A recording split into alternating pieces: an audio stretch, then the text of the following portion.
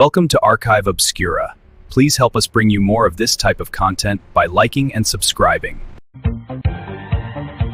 Welcome to Art Bell Somewhere in Time. Tonight featuring Coast to Coast AM from September 4th, 1995. From the high desert and the great American Southwest, I bid you good morning. From the Pacific paradise of Tahiti, the Hawaiian Islands, our affiliate there, KHVH in Honolulu, all the way to the U.S. Virgin Islands, presently threatened by a Category 4, maybe soon 5 hurricane. This is a bad one. And we'll be talking to the people in the Virgin Islands a little later this morning as this big storm bears down on them. South into South America, north to the North Pole. This is Coast to Coast AM, and I'm Art Bell. Good morning.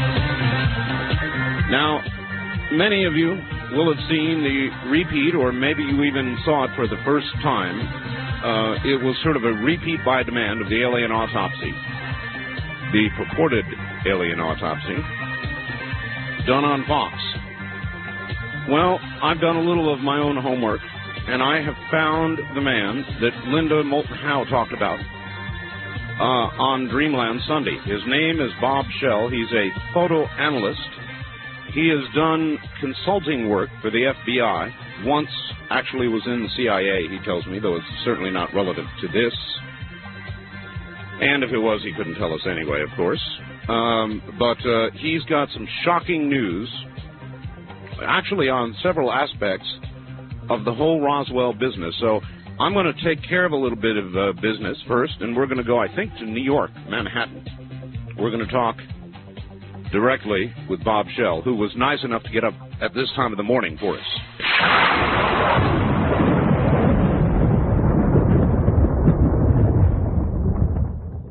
Now, let's go, I think, to Manhattan.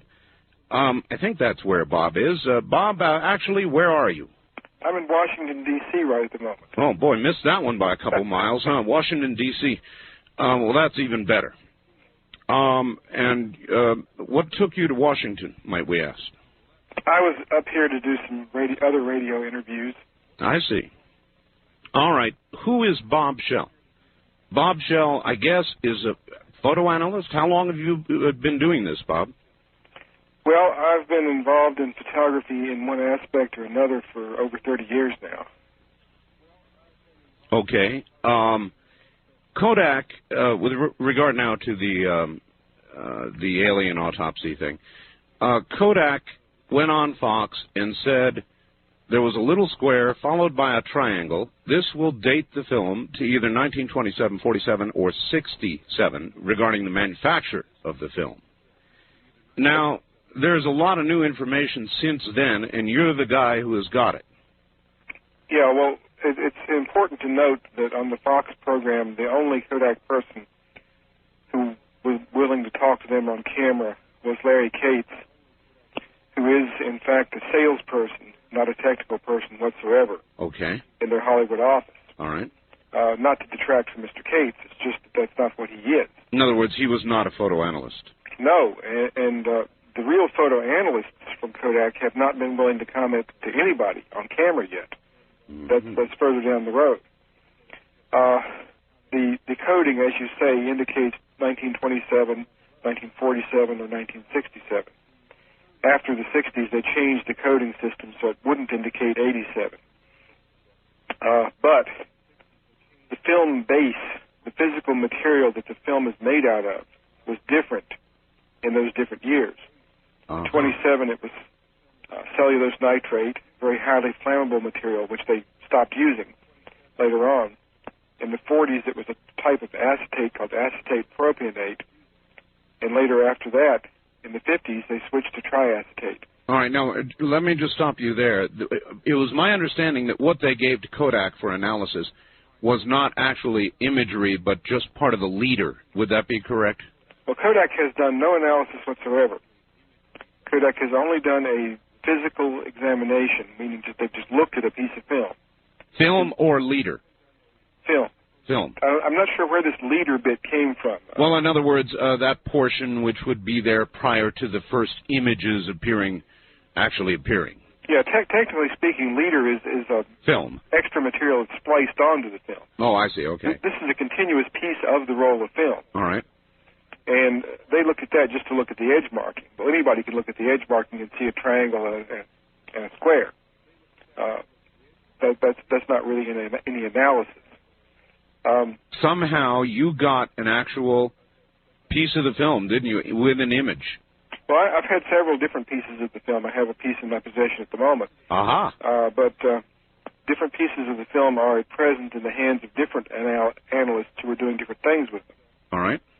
And my job was to try to determine if the film was actually from 1947. Right. And based on preliminary, and I say preliminary because I have not finished the test, based on preliminary analysis, it is. Because it's the right chemical type of film base for 1947, and it corresponds in all the other characteristics to Kodak Super XX, which is the type of film the cameraman says it is, from 1947. Boy, that's big news, if it's true. Now, let me ask you this. Would it have... a lot of people say, well, fine, maybe somebody saved some old 1947 film and exposed it here in the last several years or whatever. Would the film have had to have been exposed roughly in that time period? That's very critical. Well, there are several points to know about. One of them is that Super XX is a very high-speed film, very sensitive film. And the higher the speed of the film, the less shelf life it has. So this film had a very short shelf life. And we're looking, for the most part here, at images of very high quality. There's not a lot of fog. Fog is what builds up as film ages before it's exposed and processed. Right. This film shows very low fog levels. And this puts us within a fairly narrow window. Now, I can't say that this film was absolutely exposed and processed in 1947. But I can say it was exposed and processed while it was still quite fresh, which in this case probably means a window of 2-3 years at the most. Well, that's very narrow. In other words, somebody could not have done this last year, say. It was not done recently. Okay. If in fact this is a hoax, it's a hoax that was done quite a few years ago. Uh-huh. Why not ask you? You have seen, I guess the audience should now know, you have seen at least 20 minutes of the film that none of the rest of us have yet seen, including apparent scenes of the wreckage. Is that correct? Well, it's scenes of debris. There's no scenes that I have seen of the field where the thing crashed. Right, I understand. But I've seen film showing pieces of the wreckage on tables being lifted up and turned around to different angles and displayed for the camera. Wow. As told by that lady on the Fox show, she said she sat and played with the piece for several minutes. That sort of thing, I take it. Well, it's interesting that I think the reason Fox did not show the film of the debris is because the debris does not look like the descriptions given by any of the witnesses. Okay. The I-beams, as you saw in the program that Jesse Marcel was describing, yes, are fairly narrow, skinny little things that look like they're made out of balsa wood. Huh. The I-beams that we have in the film are fairly large. I'd say maybe 2.5 inches tall, maybe 3 inches wide, obviously made of some quite strong metal, with the writing not painted on them in some color, but the writing is actually part of the metal and raised above the surface of the metal. Wow. And the writing looks nothing like the hieroglyphics that Marcel has described.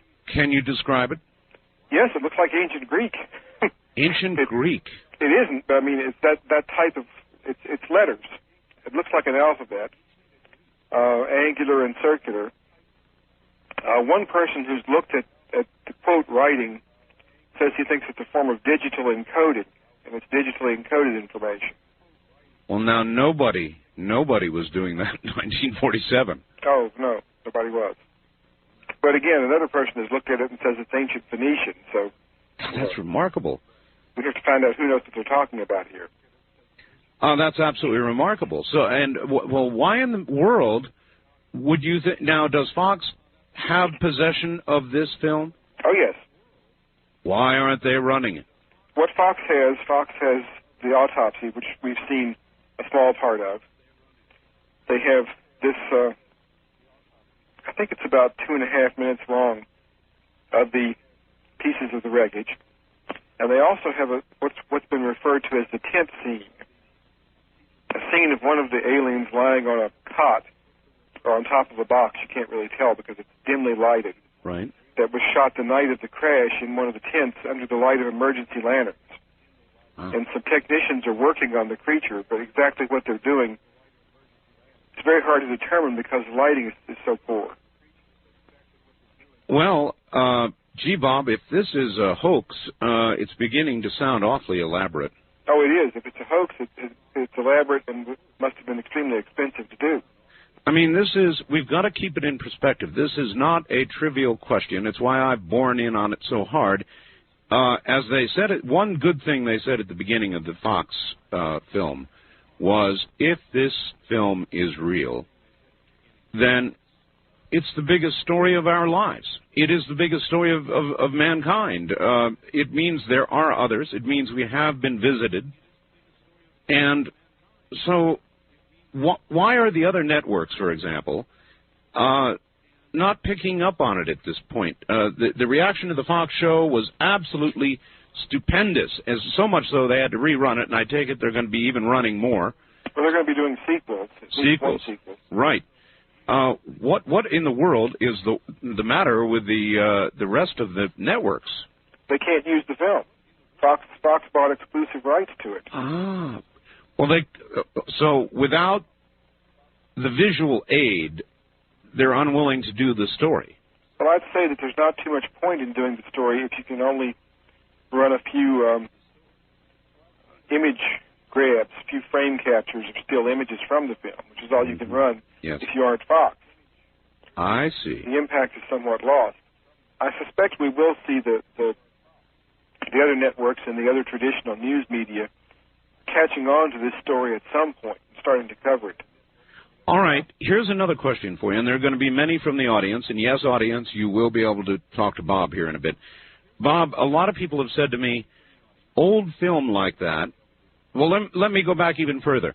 People have said that color existed, and so there have been complaints of, well, why, they say, wasn't it in color? They had color then, they had The Wizard of Oz, and so why didn't they use color?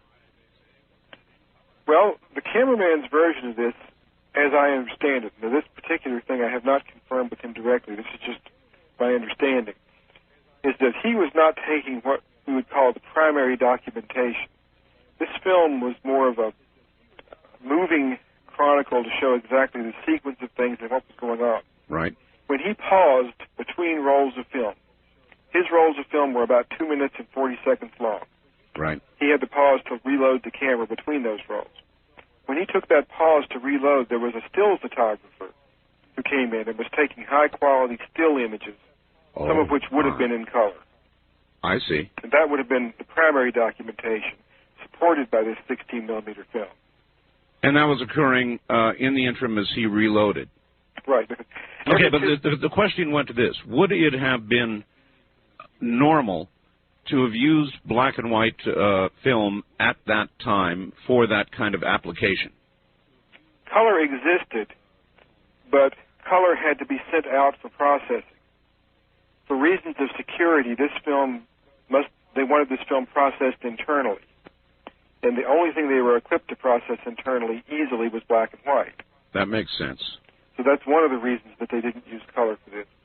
The other reason being that the color films of those days were quite slow, required a whole lot more light, and he was working under marginal conditions for a lot of this filming, and would not have been able to use the existing color films because they just weren't fast enough, not sensitive enough. Have you seen anything?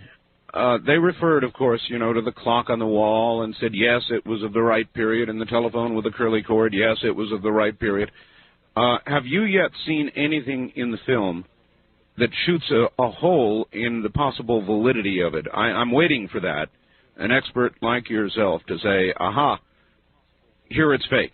There's no holes that prove that it's fake. There are some things that send up cautionary flags.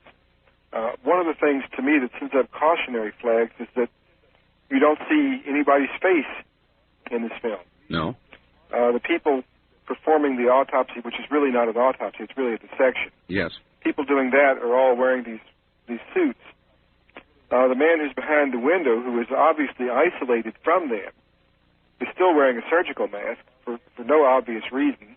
Well, except that one might imagine that an alien creature from some other planet would have bacteria or germs that we now regard as level 4, all the hot zone kind of stuff. In other words, something from somewhere else. So I can imagine when we handle level 4 organisms, microorganisms now, we wear the equivalent of what we saw in that film.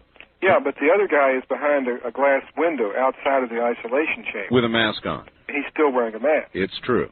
The only conceivable reason that I can think of for him to be wearing that mask is to disguise his identity. Now, that may not be a red flag as far as the validity of the film, because it may be that the people at the time didn't want to be recognizable. That could easily be, too. For security reasons, if the film fell into the wrong hands, they wanted to remain anonymous. What do you find the best argument for the film's validity? Of course, what you've already told us about when it was exposed and when the film... In other words, you're confirming it was 1947, 1949, somewhere in that area, not 1927, not 1967, correct? Right. So that's one big argument in its favor, and as far as I'm concerned, it's big news. What else would you find credible in the film? In the film itself, I find credible just the, it's hard to put into words, but the gut feeling of reality that it produces when you see the whole thing. It comes through a little bit less when you see clips of it on television. When you see the whole autopsy, you have a strong feeling, as these pathologists have said, that you're seeing an actual body of something being dissected. What about the comments of Stan Winston? They were, I thought, rather weighty as well. He did Jurassic Park. He said, we couldn't do that today, and if we could find the guy who did, he ought to be working for us. Yeah. So I also found that rather convincing. I think Stan was more convincing than most of the other experts. As a matter of fact, yes. I gave his testimony much higher weight than some of the others, because he knows what he's talking about as far as faking something. And as a matter of fact, if you want to see a state-of-the-art fake body, go to see the movie that's playing right now called Prophecy, and then make a comparison, because even though that is an expensive production and the dead angel that they have in the movie must have cost a bundle to manufacture, he still looks fake. As compared to what's in this film. Right, right. All right. Since you know a lot about photography, one of the chief criticisms made during the film was that the photographer kept going in and out of focus, and one man expert claimed at critical moments it would go out of focus. Now, we've got a break here at the bottom of the hour, but when I come back, I want to ask you about that and about lenses and focus and state-of-the-art at that time. So stay right there. My guest is in Washington, D.C. He's Bob Schell. He's a photo analyst. He's actually examined real imagery from the film. He's got a lot to say about it. We'll be right back. You're listening to Art Bell Somewhere in Time on Premier Radio Networks. Tonight, an encore presentation of Coast to Coast AM from September 4th, 1995.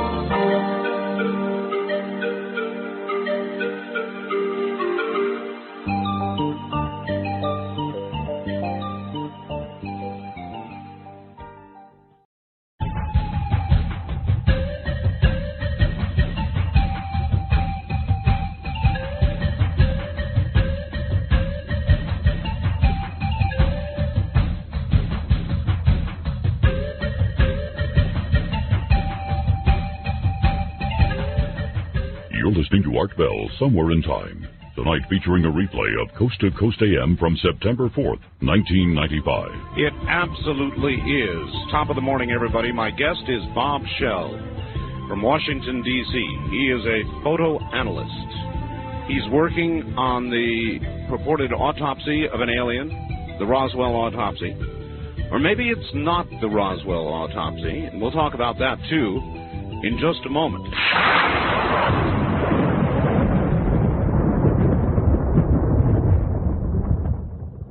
Now back to Washington, D.C. and Bob Shell. Bob? Yeah.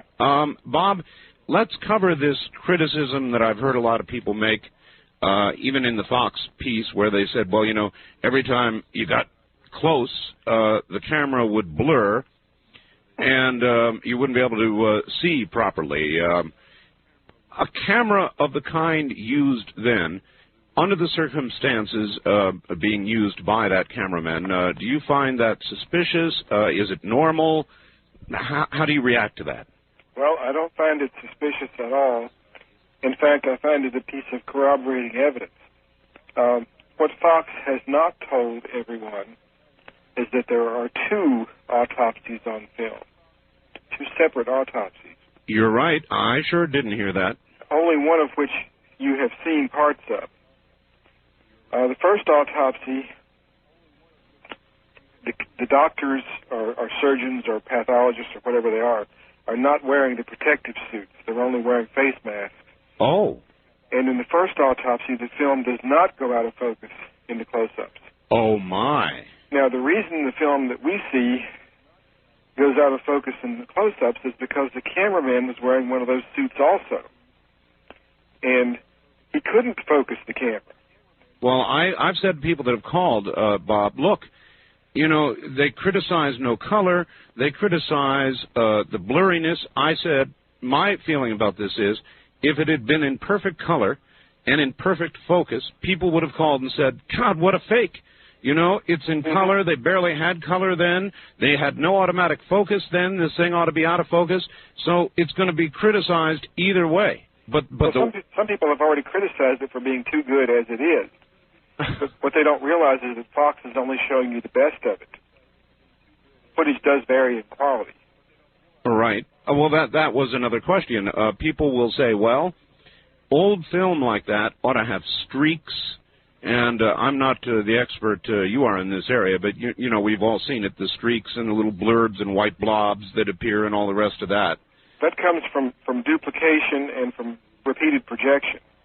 This film has not been duplicated or projected. So it has no scratches from projection, and it has no dust spots, which is what those blobs are, from being copied. So it was, in essence, really a pristine copy. Exactly. Old, and not always in the best of condition physically, in the sense that some of the film is physically torn, the sprocket holes are chewed up, and that sort of stuff.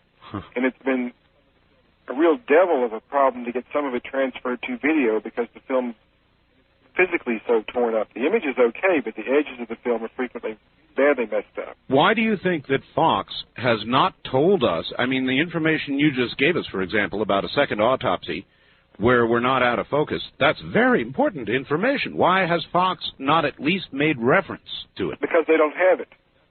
Uh-huh. That's why they haven't mentioned it. And this is film you have personally seen? The first autopsy I have not myself seen yet. I have talked to quite a few people who have seen it, though. So I don't question that it exists. All right. And yet you've seen an additional, 18 minutes in which you've seen what you call wreckage. The wreckage itself is only about 2.5 minutes worth of film. About 2.5 minutes. The autopsy itself is about 18 minutes, the one that we've seen portions of. Mm-hmm. The tent scene, what Fox has is about 2 minutes of it. The whole scene is about 14 minutes long. And the first autopsy is about 12 minutes long. In addition to that, there's something on the order of about 90 minutes worth of assorted footage that's all associated with this that varies from good quality through to mediocre through to absolutely awful quality. Huh. And much of that is still in the process of being restored. The most intriguing roll of film of all, to me, is one roll of film that has not been restored and put onto tape yet, but will be at some point. Oh. And the label of this roll of film says Truman. Oh, yes, the one in which Truman is supposedly present. The cameraman says Truman was there to inspect the crash himself and should be on this roll of film. But this roll of film has not yet been... Actually, what's wrong with it is it's stuck together. It hasn't been unstuck yet and unwound. Holy mackerel. Bob, here's a fax that just came in, and I'm going to deal with a question, then I'm going to let you deal with it. It says, please ask these questions. I'd like to know, as a tax-paying citizen, how he can justify to himself and others keeping the cameraman's identity and related info a secret. I assume here he's referring to Santilli. If Fox or a representative intercepted a package from Santilli addressed to Shell, this is a federal crime. I'd like to know why he hasn't reported it to the authorities. I don't know where she gets that. It's signed Rebecca. Bob, I have the name of the cameraman, and you do too, don't you? Oh, of course. Now, my position on it, and I've had it for a few days, is this guy is in his 80s, and I'm just now 50. I can imagine that somebody in their 80s might well not want the world descending on them, which is exactly what would occur if his name gets out, and it's going to get out. I'm just not going to be part of it. And so how do you feel about that? Well, I feel the same way, but the reason I'm not revealing his name is a very simple one. I promised not to. It was given to me in confidence, and right. For me to keep my position as an independent consultant, I have to keep confidences when they're given to me. If I violate one confidence, that's the end of my trust within the camera industry. I think that it's this man's own struggle. I'm sure he's struggling now with his conscience about whether or not he should come forward. But if he doesn't want to, I'm not going to out him, and I'm going to be a little upset with whoever does, even given the importance of this story. I don't think we have any right to do that. I don't feel like that anyway. Okay. I would like you to take a few phone calls in the balance of this hour, if you wouldn't mind. No problem. Let's try it. Let's see what people have to say out there. East of the Rockies, you're on the air with Bob Shell. Hello. Hello there. Where are you calling from, sir? I'm calling from Memphis. Memphis, all right. Yes, there is quite a delay. It's kind of weird. Just turn your radio on. Oh, it's been on. All right. Okay. Got a few questions about the film that we saw on Fox and saw tonight. And one is about the danger sign. I've read on the internet about how there's something written under the danger sign, and that might give a clue to what's it about. There's something written under the danger sign, but I haven't been able to read it and haven't had the time yet to try digital enhancement to see what it says. I'm sure we will be able to read it once we do some tweaking around with it on the computer. And another question is about the clock, and since this is, I guess, supposedly at a military site, why isn't the clock in a 24-hour clock where it goes 24 hours all the way around? All right. That's an interesting question. I wouldn't have the answer. No, I have no answer to that either, except that I have other photos from the same time period taken on military installations that show similar clocks. So that doesn't bother me because obviously those clocks were used by the military. Mm-hmm. They may not have been the only ones used. There may have been 24-hour clocks used also. I'm beginning to get the distinct feeling that you feel as I do about this, Bob, and I can't be sure, but I lean toward thinking this film is authentic. How about you? Well, I'm not going to say that I'm giving it the thumbs up yet. My gut feeling is that it's the real thing, but I have not established that to my own satisfaction yet. All right, I would say that's about my position. Whoops. First-time caller line, you're on the air with Bob Shell. Hi.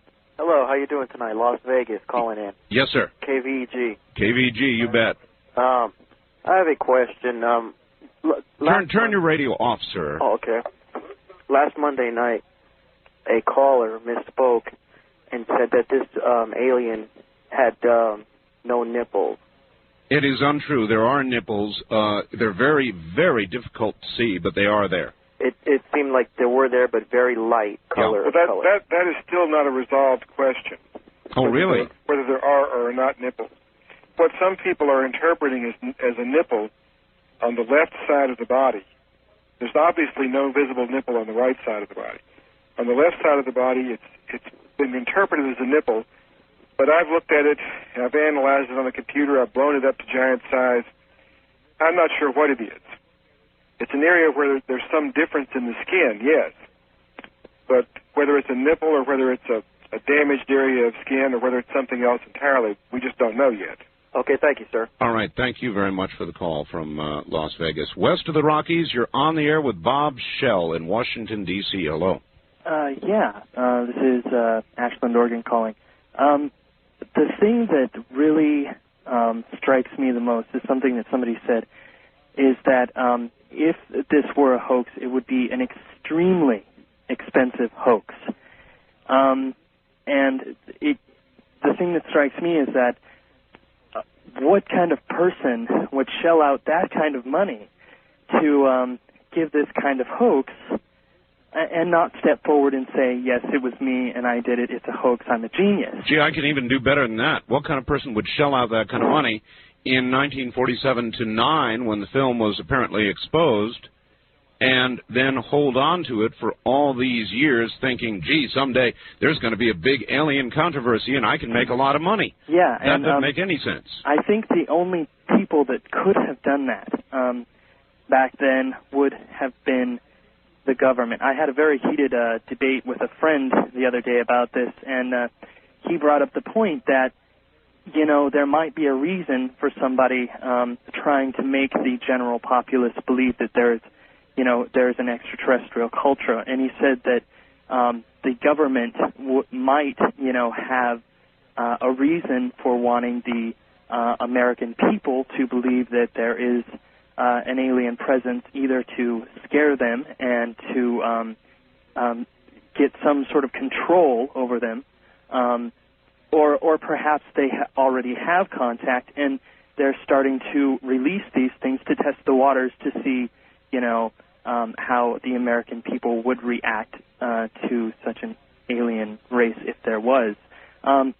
Just random thoughts out there. Well, there is one suggestion that sort of makes sense about why the government would have faked a film like this. All right. The suggestion was given to me by a former intelligence person who said that maybe this film was faked in 1947 to intentionally leak it to the Russians, to scare the heck out of them, to make them think we had access to this alien technology. That's an interesting scenario. And one cannot underestimate the government coming up with just about anything. Oh, yeah. You told me at the beginning of the show you were once CIA for a short time and that is not relevant to this at all. But maybe you can comment on that aspect of it. In other words, having been on the inside, is that something that you would consider likely or not? I don't consider it likely. I consider it possible. Possible. I'd say it's fairly remote because I think there would be easier ways to scare the Russians and more productive ways. So I don't really know how likely that scenario is. I think it fits pretty low on the likelihood scale at this point. Well, I would have to agree because we were at, obviously, the beginning of the nuclear age, and if you wanted to scare the Russians, we had some pretty real things to scare them with. Mm-hmm. Seems to me we wouldn't need alien autopsies. On the first-time caller line, welcome to the program. You're on the air with Bob. Hello? Hello. Hi. Hi, where are you, ma'am? I'm in Houston. Houston, Texas. All right. Right. CNN did do a little thing on the Roswell thing yesterday. I saw it, but there was absolutely no reference to the film. Well, they showed some clips from the film. Oh, it did? Yes, sir, they sure did. It showed they were a little bit larger looking, and it was the it showed the body with the eyes and all of that. And the main thrust of the whole broadcast was the fact that Roswell has become more or less yes, a money-making deal. yes. Well, I certainly saw that, but I did not see that. There were about 3 very brief scenes of the film itself. Were they stills or moving pictures? No, they seemed to be stills. I Stills. was not sitting down looking. I was just in the room, and I glanced up when I saw it. But it looked like they were just flashed at 2 or 3 still pictures up there. It could have been moving pictures. Oh, maybe the door then is beginning to crack open.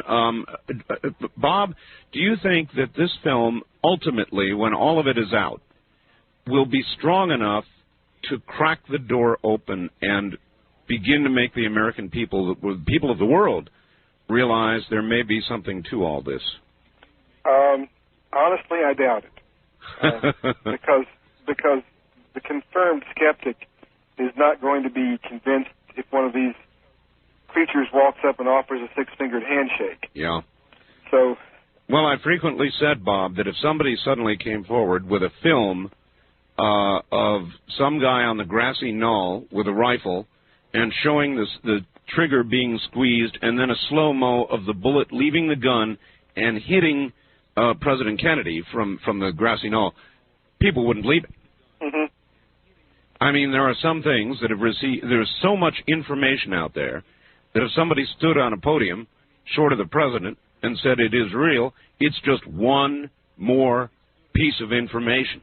Right. My big hope about this film is that it will bring out a lot more eyewitnesses before they all die off, because there's still a lot of people out there who have not come forward.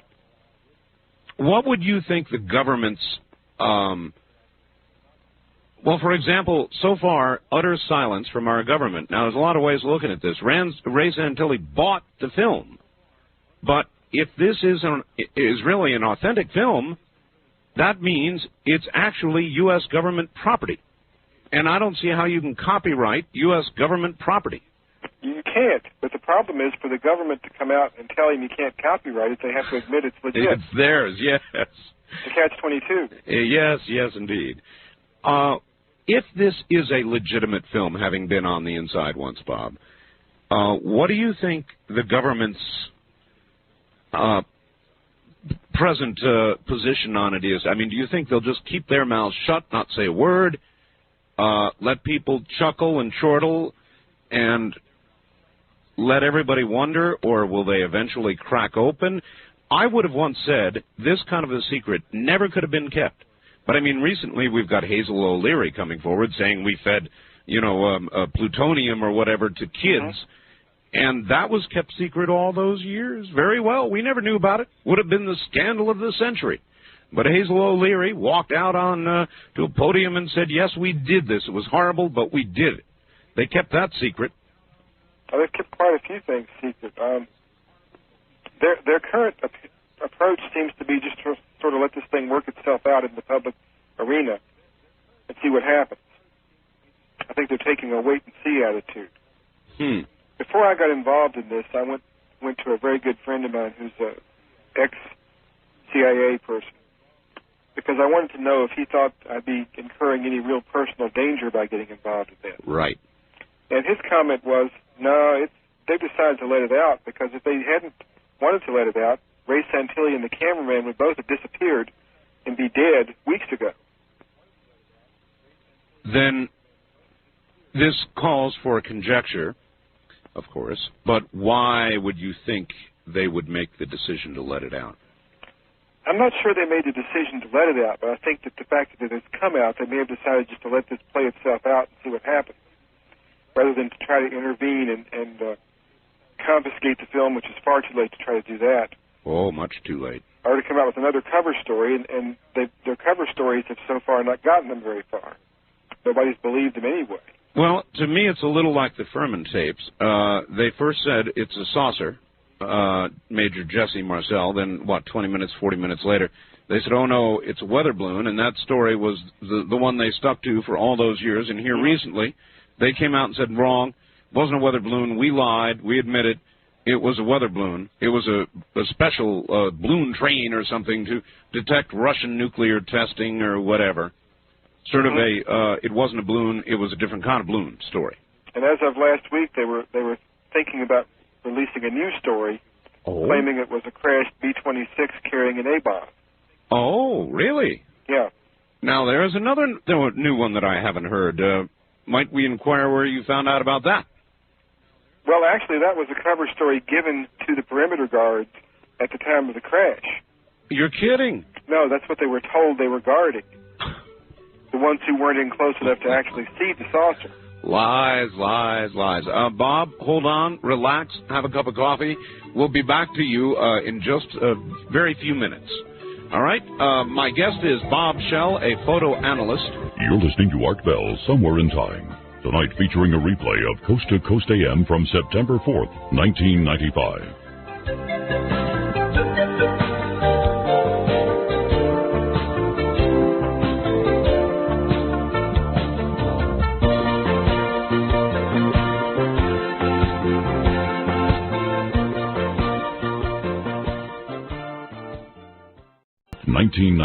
Here again I am, live in the nighttime. Good morning, everybody. I have, as a guest, he's been on 1 hour, now we'll be on another, Bob Shell. He is the man referred to by Linda Moulton Howe on Sunday. He is a photo analyst. He has done consulting work for the FBI and other government agencies, was at one time in the CIA, has analyzed an actual piece of the visual footage of the purported crash at Roswell, or is it Roswell? We have yet to get to that. We're going to lay rather heavily on the phone lines this hour. So in a moment, back to Bob Shell, who's in Washington, D.C.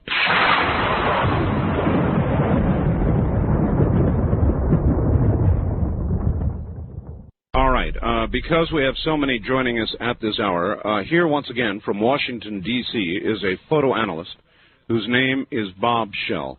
Bob, if you were to give us a sort of a brief rundown, a resume of what you have done, who you have worked for, why you have expertise in this area, I would appreciate it. Well, I've been involved heavily in photography for more than 30 years, and I make my living these days writing about photography and doing freelance photographic consulting for a large number of different clients, including some of the camera companies.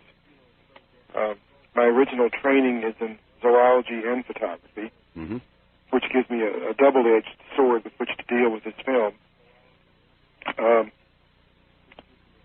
The film itself has passed what I call preliminary stage of proving itself to be a valid document produced in 1947 or within 2 or 3 years of 1947.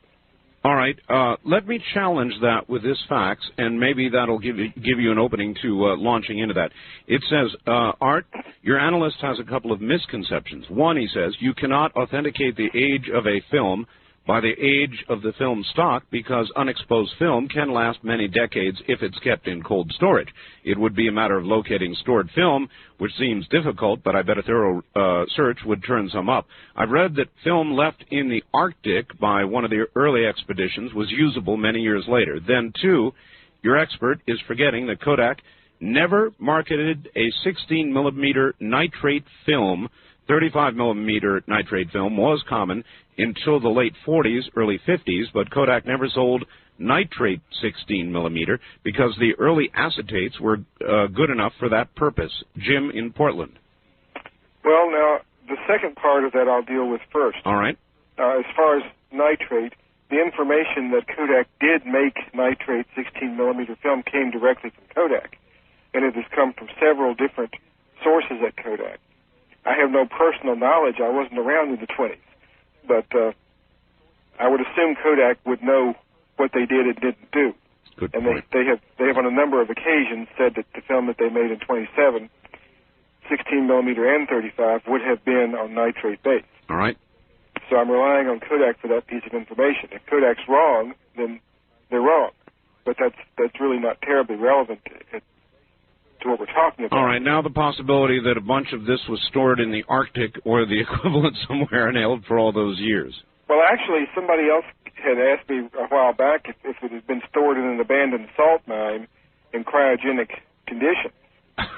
And under those circumstances, maybe it would still be pretty good film today. The person who made this comment is right. Old film can be used, but the faster the speed of the film, the less likely that is to work, because film is all gradually fogged as it sits around by cosmic radiation. Mm-hmm. And the higher speed films are much more sensitive to cosmic radiation than the slower films. That radiation we're all bombarded with all the time. That's why the question about the salt mine. Oh, I see. That's the only place where you can store something and limit the exposure to cosmic radiation. But even at that, when you're dealing with a very sensitive film, which this was for its time, it was one of the fastest films made at the time, you're dealing with a situation where after just a few years, the film has built up enough cosmic radiation exposure to show measurable fogging, which this film does not show. All right, and again, your work for this audience has, at least on a preliminary basis, pinned down the year not to 27 or 67, but to 1947 or 1949, somewhere in that range. We pinned down the year of manufacture of the film. Okay. Rather precisely to 47. To 47. God, that's now important. we cannot prove that the film was exposed and processed in 47, but we can establish within certain parameters that the film was exposed and processed while it was still quite fresh. Well, if this news, or would have had to have been, you said, within a few years. Right. So, that adds so much to the credibility of this whole thing. Then why in God's name hasn't Fox come to you to extend the story and the credibility of what they've got? Fox and I have had a sort of I would say, rocky relationship on this from the beginning. I was quite surprised when I saw the TV special the first time, because I had been promised repeatedly that I would have a credit in the end credits of the film. And when I saw the program, it wasn't there. Fox has been pushing me to do things faster than I'm comfortable to do them. I see. They want 100% guarantee that this film is what it is claimed to be, and they wanted it in time to use on their program. And you weren't prepared to do that at that point? I couldn't do it at that point. Or may not even be able to do it right now? No, the time frame just wasn't realistic. I mean, if you do things correctly, it takes time. So I couldn't give them what they wanted, which is why I wasn't on the program. I may be on the follow-up program if by the time they get ready to do the follow-up, I'm able to give them what they're after. This is completely off course for a second, but with the story they told about the crash, if we, for the sake of the argument here, assume this is a valid film and a valid story, I was so saddened at the way humans treated what seemed to be alien creatures, rifle butt in the head, that kind of thing, to get the box away. I guess I'm not surprised by it, but I was saddened by it. Did you have any reaction? Well, the first time I read the cameraman's transcribed statement, it made me physically sick. Because here are badly injured creatures crying out in pain, and they're being hit with rifle butts, and they're having what to them is obviously something very crucial that they're clutching to themselves tightly, torn away from them by force. And we don't know what these boxes were they were clutching. Maybe these were life support systems of some sort. All we know is that a short time after the one was hit with the rifle butt and its metal box taken from it, that one died. Sad. That's the word I come up with, is sad.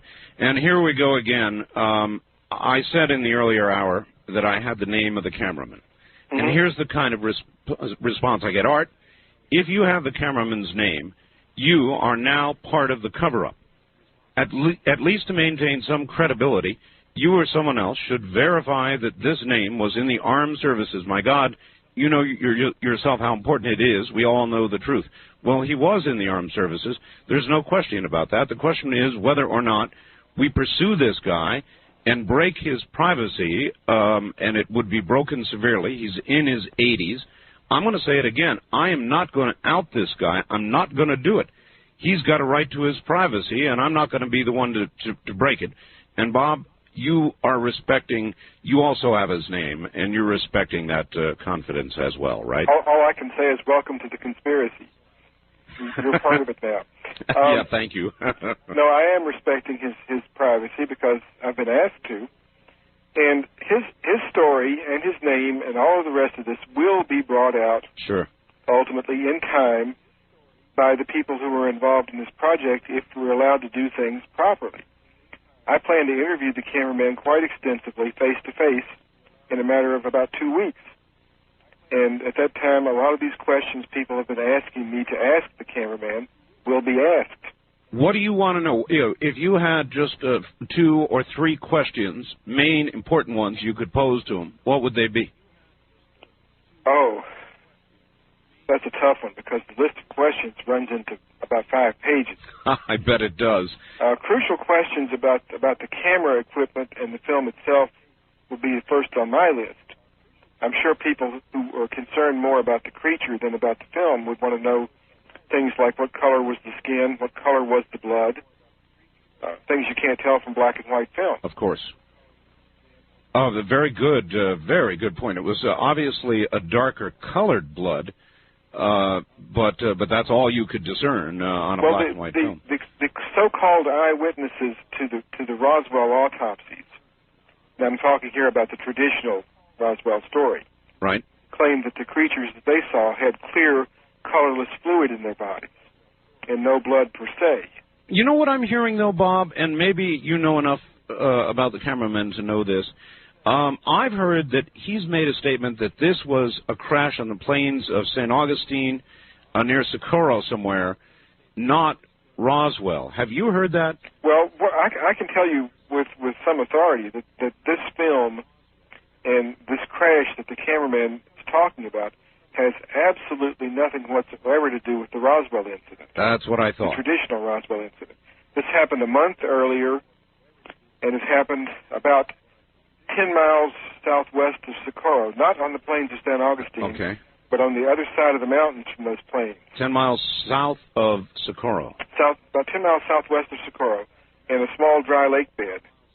And the dry lake bed has been visited recently, about a month ago, by a colleague of mine who verified that, in fact, there is a small dry lake bed there, even though it shows on no maps, not even on USGS maps, and that there's about a 50-foot diameter area where the crash was supposed to be, which has obviously been excavated at some time in the past and filled in with soil from somewhere else. Oh. Gee, you're telling us a lot of new stuff tonight. And again, for the later audience, there were a couple of other things that you suggested earlier that you knew that are not out publicly yet. You've seen 20 minutes, for example, of the film that nobody else has seen, including pieces of debris. Is that a better word? Debris, yes, wreckage, debris, whatever? Wreckage, whatever. When the thing came down, first of all, the thing came down possibly not by accident, possibly because we shot it down. Stop there. The very large wound on the leg, which was the only very serious wound that I've discerned, and they talked about in Fox, they said that might have been some sort of a missile or a projectile or something that would produce that kind of wound. So that would be consistent then with perhaps having shot it down? Well, the wound appears to be from the creature standing too close to an explosion of some sort.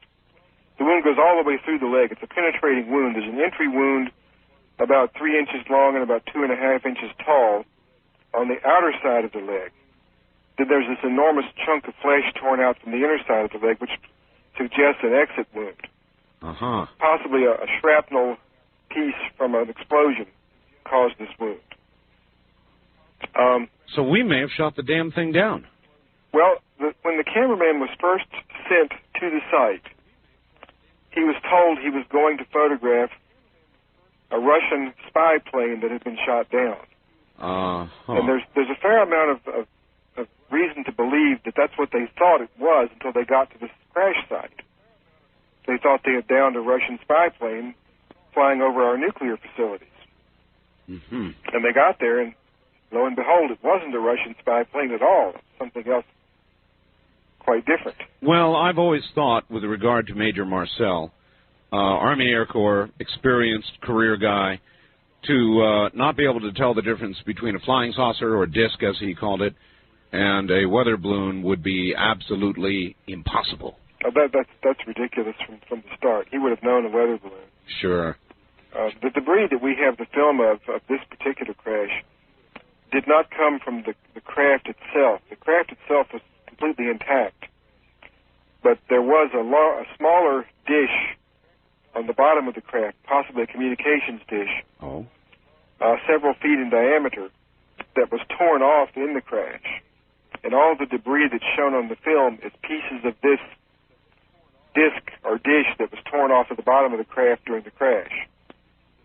And nobody's seen this. Is Fox negotiating to get this, or do you think Fox at this point has blown the story up so big that somebody else will end up getting it? Well, Fox has this footage of the debris, and they chose not to use it because it doesn't tie into the rest of their story. They're trying to make this part of the Roswell incident. I see. They're trying to make it all one single event. And the debris doesn't look right to do that. It just doesn't fit. We also have film of the boxes the creatures were holding when they were found. Really? Oh, yes. My God. It's part of the same sequence. Why isn't this, well, I guess it's public now, but why has this not been made public? It has been made public overseas. Some of the overseas documentaries actually use this footage. It's far too important for people not to know that all of this exists. And then you've told me there is even another canister of film, which is yet to be processed, which purports to show Truman. Is that correct? That's right. Well, that's what it says on the label of the box. Truman. Mm-hmm. In the extended footage, the little extra bonus they gave us last night, Don from Los Angeles wants to know, what about, they called it a crystal that they pulled out of the torso of this creature. And do you know anything about that? Have you looked carefully at that? Yes, I have looked carefully at that because it's a very peculiar thing. I've single-framed that sequence probably dozens of times, studying it, because I have been present during autopsies. Oh, you have? And I have dissected pieces of cadavers and other creatures myself, and I have no, and this is not a pun, I have no earthly idea what that thing is. I've never seen anything like it inside of a human body or any animal I've ever seen dissected. I'm told that particular part is much clearer in the first autopsy, the autopsy we have not seen. Mm-hmm. There's more film of it also. And again, the first autopsy for this audience is clear, isn't it? In other words, you don't have... There's no out-of-focus sections because the cameraman wasn't wearing protective gear, and he was able to refocus for the close-ups of the first autopsy. The first autopsy, the doctors or pathologists or whatever they are not wearing the protective suits either. The blood, you say, obviously it's not color film, but with some care, you can look at a grayscale, can you not, and determine something by the relative color of the blood? You know, I'm not a photo expert. You are. Well, there's a team of French researchers right at the moment who are attempting to use a very sophisticated computer program to colorize the film. The way this computer program works is you take things in the scene that you know the colors of, and you plug that information into the computer, and it extrapolates the colors of the other things from that. Oh, that's fascinating. It's not 100% accurate, but it works fairly well. All right, Bob Shell, hold on. We'll be right back to you. Relax for a moment. Bob Shell, a photo analyst from Washington, D.C. He's done work for the FBI. He'll be back. You're listening to Art Bell Somewhere in Time on Premier Radio Networks. Tonight, an encore presentation of Coast to Coast AM from September 4th, 1995.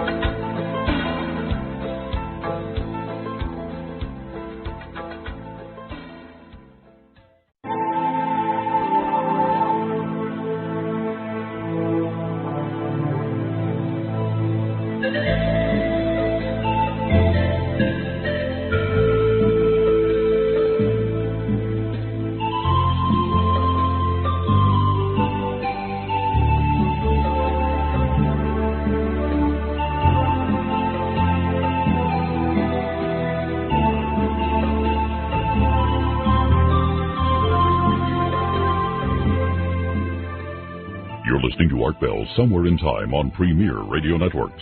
Tonight, an encore presentation of Coast to Coast AM from September 4th, 1995. In the middle of what we're usually in the middle of, whatever is going on, a repeat of the Fox television special. But the fact is, you don't know the half of it.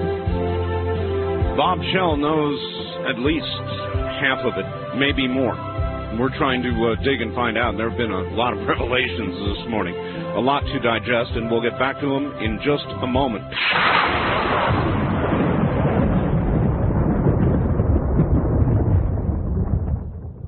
Back now to Bob Shell in Washington, D.C. Bob, I know the Associated Press has interviewed you. Wait a minute, let me get him back on the air again here properly. There we go. Bob, the AP apparently interviewed you. What do you think they're going to do with that? Anything? I have no idea. It may turn up on some kind of a program. It may not. I've done quite a number of interviews since this whole thing blew open, and most of the better ones are still in the can somewhere. Well, this one's not in the can, except our can, and it's live on the air. Now, here's a question from Paul in San Jose. Did you see even so much as 1 second of what appeared to be any footage of a live creature? That is an unanswered question at this point because we don't know if the creature in the tent footage is live or not. It may be. Because the lighting is iffy, it's hard to tell exactly what the technicians are doing. And some people who have looked at the footage have said that what they're doing is they're applying a bandage to a wound in the creature's side. Well, you don't put bandages on dead people. Right. So if that interpretation is correct, then the creature is alive, but probably comatose or unconscious for some other reason. It's not moving. Whether it's breathing or not would require careful frame-by-frame analysis of the film. Which I presume will be done. Oh, yes, of course, it will be done, yes. What is your relationship now with Mr. Santilli? You said your relationship with Fox is a little iffy at best.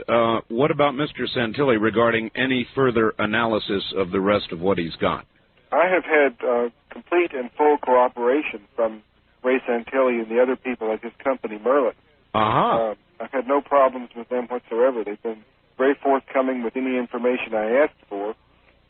Not able to always supply it as quickly as I would like because they've been so busy themselves because of dealing with people from all over the world calling every 2 seconds asking for stuff. But they have gone out of their way to try to be as cooperative as possible. All right, here are a couple of good questions. One you've already answered, but we need to answer it again. Why was there no still photographer present at the autopsy? There was a still photographer present who was shooting while this motion picture cameraman was between rolls. Because he was wearing this protective suit, it took him much longer to change the film in the camera than it normally would have. Right. And during that gap, the still cameraman was moving in and taking close-up, detailed documentary pictures, some of which we assume, we don't know this for a fact, but we assume some of these would have been in color. All right. Here's another one. Is, to your knowledge, the photographer afraid of the government? Is that one of the reasons he's not coming forward? I think his greatest fear is of the IRS, because he insisted that the payment for the film be made to him in cash. I see. And he said that he was passing most of the money to his daughter. I think he doesn't want himself or his daughter to be hassled by the IRS. All right. Good answer. Art, for those who complain about the quality of the film, let us not forget the cameraman said that the reason he held on to the film in the first place was because he knew that he had overexposed it and was going to need to be processed in a particular way. Does that sound right to you, Bob? Well, he kept back these 22 rolls of film because they had problems of one sort or another and required hand processing. They were not overexposed. I don't know where that came from. Some of the scenes, though, do seem, in video terms, I'm not too much into photography, but I certainly am into video, and they seem whited out to me. Well, the thing is that some of these rolls of film, the photographer intentionally exposed the film at a higher than normal rating and processed it specially to push the film speed. I've got you. And because he was hand processing rather than the machine processing, this is done in sort of an oval-shaped large tank that winds the film from one spool to another by hand. The density variation within the rolls is quite a bit. It'll go from very light to very dark within the same roll of film because of this fairly primitive way in which it was processed. Interesting. He goes on, and I think you agree with this, and the reason the government is not saying anything about it is because they can't. The entire UFO conspiracy has now reached such a boiling point that no lid can contain the contents of the pot. It's boiling over, and the less they say, the better off they'll be when they finally have to admit what's going on. Interesting. Would you agree with that? It makes sense, although I think that there is probably factional fighting within the government between factions that want everything to be released and put out on the table in front of us, and people who still want to keep it secret. Here's somebody asking, what is the difference between a dissection and an autopsy? I'm not sure I know myself. The dictionary definition of an autopsy is a dissection performed to determine the cause of death. And we're not dissecting these guys to figure out why they died. That's pretty obvious what they died from. The dissection is to get the internal organs out and into preservative situation fairly rapidly so that more detailed study can be done later. And according to the cameraman, these creatures, once they're dead, decompose much more rapidly than humans would. So that's one of the reasons that the dissections are done fairly more quickly than a traditional autopsy would be done. They seem to be pulling out a lot of what appeared to be non-connective tissue. Mush, gush, I don't know what you'd call it. It was pretty icky. Any comments on that? Well, what they're pulling out in most cases is not something that you can relate directly to any organ that would be inside of a human body. For example, in the lower abdominal cavity, there are no long ropes of intestine. There's no large and small intestine. There's a large single organ which looks sort of like a large spongy mass that's removed. Right, correct. And below that, there's two smaller things which may or may not be kidneys. They're taken out too quickly to really tell exactly if that's what they are. There's no sign that I can see from the angles I've seen looking into the cavity of any reproductive organs at all. Whether there are or not lungs is hard to determine in the chest cavity. There is what looks like a heart, And then there's a very large organ under that heart which doesn't correspond to anything that we recognize. All right, then this. If the doctors in the first autopsy wore no protective suits, as in the second, were their faces ever visible, sufficiently visible to be able to try to ID them? There's a good possibility that can be done. You know, people like the FBI have these computer programs that can do a make on a partial face. Mm-hmm. And if we know who we think they are and can find an old picture of them of sufficient quality, we may be able to do this. We have the name of one of the doctors. Oh, you do? Right. In the first autopsy, there is a notepad or something that's held up to the camera that has written on it, autopsy performed by Dr. Detlev Bronk. Say the name again, please. Detlev Bronk, B-R-O-N-K. Is he alive? No, he's dead, but he did exist. He did exist. We have confirmed that. Yeah, and he was a military pathologist who would have been at a high enough level of security clearance to be involved in something like this. My God, Bob, you've got so many details that Fox has not aired, so many corroborating important pieces of evidence that Fox has not aired. Why aren't they doing this? Well, in some cases because they don't even know about it themselves, because they haven't really done a really in-depth research effort on the project. All right, try this question. Could a hoaxer of today manufacture a film that would simulate the chemical makeup of the 47 film and fool somebody? If you owned a film factory, you might, and I put that might in very large letters, you might be able to do that. But I place the odds of that very low. And we will have confirming corroborative testing by Kodak fairly soon that will do a chemical analysis of the film and compare it to their records of what they know that the film of that date should have had in it. All right. These are proprietary records that no one else would have access to. I see. All right. Going back to the phones, west of the Rockies, you're on the air with Bob Shell. Hi. Yes. Hi, how you doing? All right. I think it's that you can protect the identity of this photographer by setting up some kind of board of control that would look into this, an independent board, but would still protect his identity. And I think this is important. But I had a couple of questions. Number one, you mentioned a B-26 cover story. Did you mean a B-29? That was the only atomic bomber at the time. I'm not an expert on aircraft. The person who told me the story said a B-26, but he may have misspoken. Yeah, that was a very small, medium bomber. Yeah, he may have misspoken. You mentioned the chemical test on the film. What type of tests, spectroscopic tests or otherwise, that identified this as being consistent with the Super XX 1947? That's a good question. It's a destruct spectroscopic analysis. A small piece of the film is heated up and destroyed, and then the byproducts are analyzed spectroscopically. Exactly. And Kodak does know what film of different vintages should look like when that's done to it. Ah, that's interesting. And also, could this film have been kept in an inert or a cold atmosphere and then exposed many years later?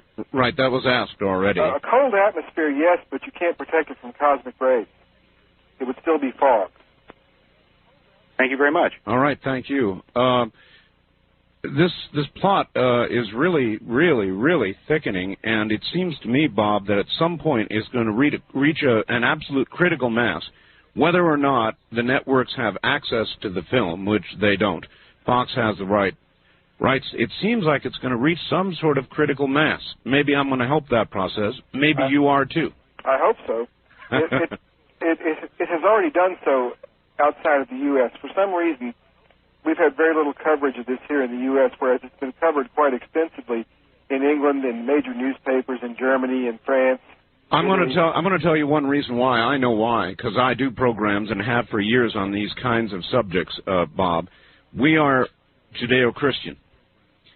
The whole idea, the whole concept of aliens is challenging to many people's religious faith in this country. And that's one answer. I don't know it's the totality of the answer, but it's at least one answer. And I don't really understand that, because I've seen nothing in the Bible, as I read it, that says that God created intelligent human creatures only once. Only once on this planet, but it says nothing about other planets.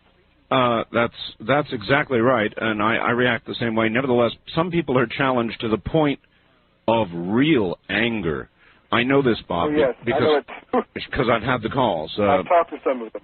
Indeed. East of the Rockies, you're on the air with Bob Shell. Hi. Hi, Art. This is Kirby in Houston. Yes, sir. It appears to me as though this body that is in the film on Fox could possibly be one of these creatures that we hear about that's artificially matured, like a human embryo. Does that seem reasonable to Bob? Well, that's really outside of my range of expertise, but it doesn't seem unreasonable. I've speculated that what we're seeing is a biological robot rather than a biological entity per se, something that's engineered because it has a simplified internal structure, seems to have no digestive organs. And the crystal. And the crystal, right. So you have to wonder, is this thing something that evolved somewhere, or is this thing something that was built? Well, the Greys we know do have biologically engineered beings that they use in their tasks. I've experienced some mental telepathy from one of the Greys, and they indicated something along these lines. All right. Well, thank you. I don't know about that, but I think you may be onto something here, Bob. It was, or it appeared to be, somewhat simplistic and could have been sort of a half biological, half I don't know if the word mechanical, half technological device.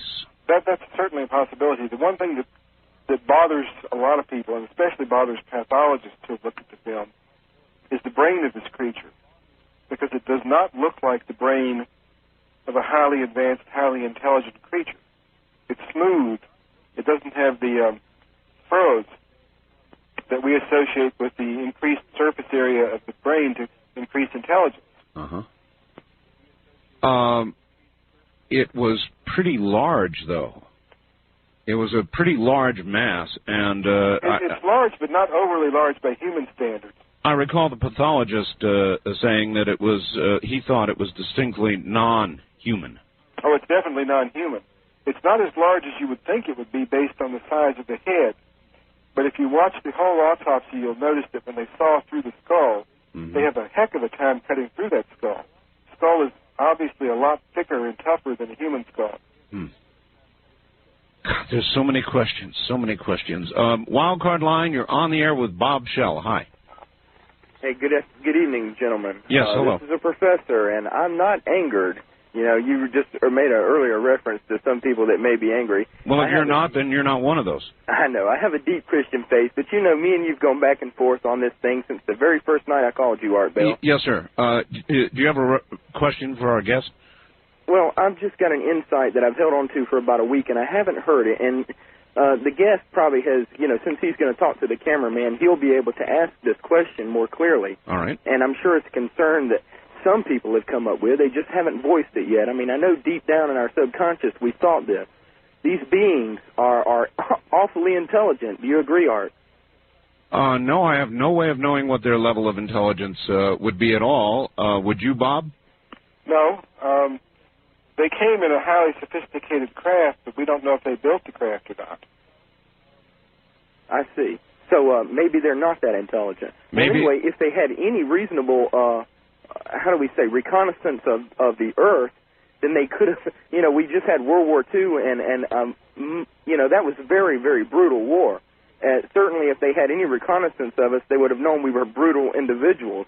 Having known that, then it looks like there would have been some sort of contingency for a crash scenario on their part. You know, what to do in this situation should we crash? Should we be shot down? It seems to me that merely they're laying up against their ship crying, clutching something, that would seem to me to be more of a a primitive. You know, it seems very primitive to me. All right, well... I'm shocked by the... All right, look, caller. Bob, here are two things, and maybe you'd want to comment on them.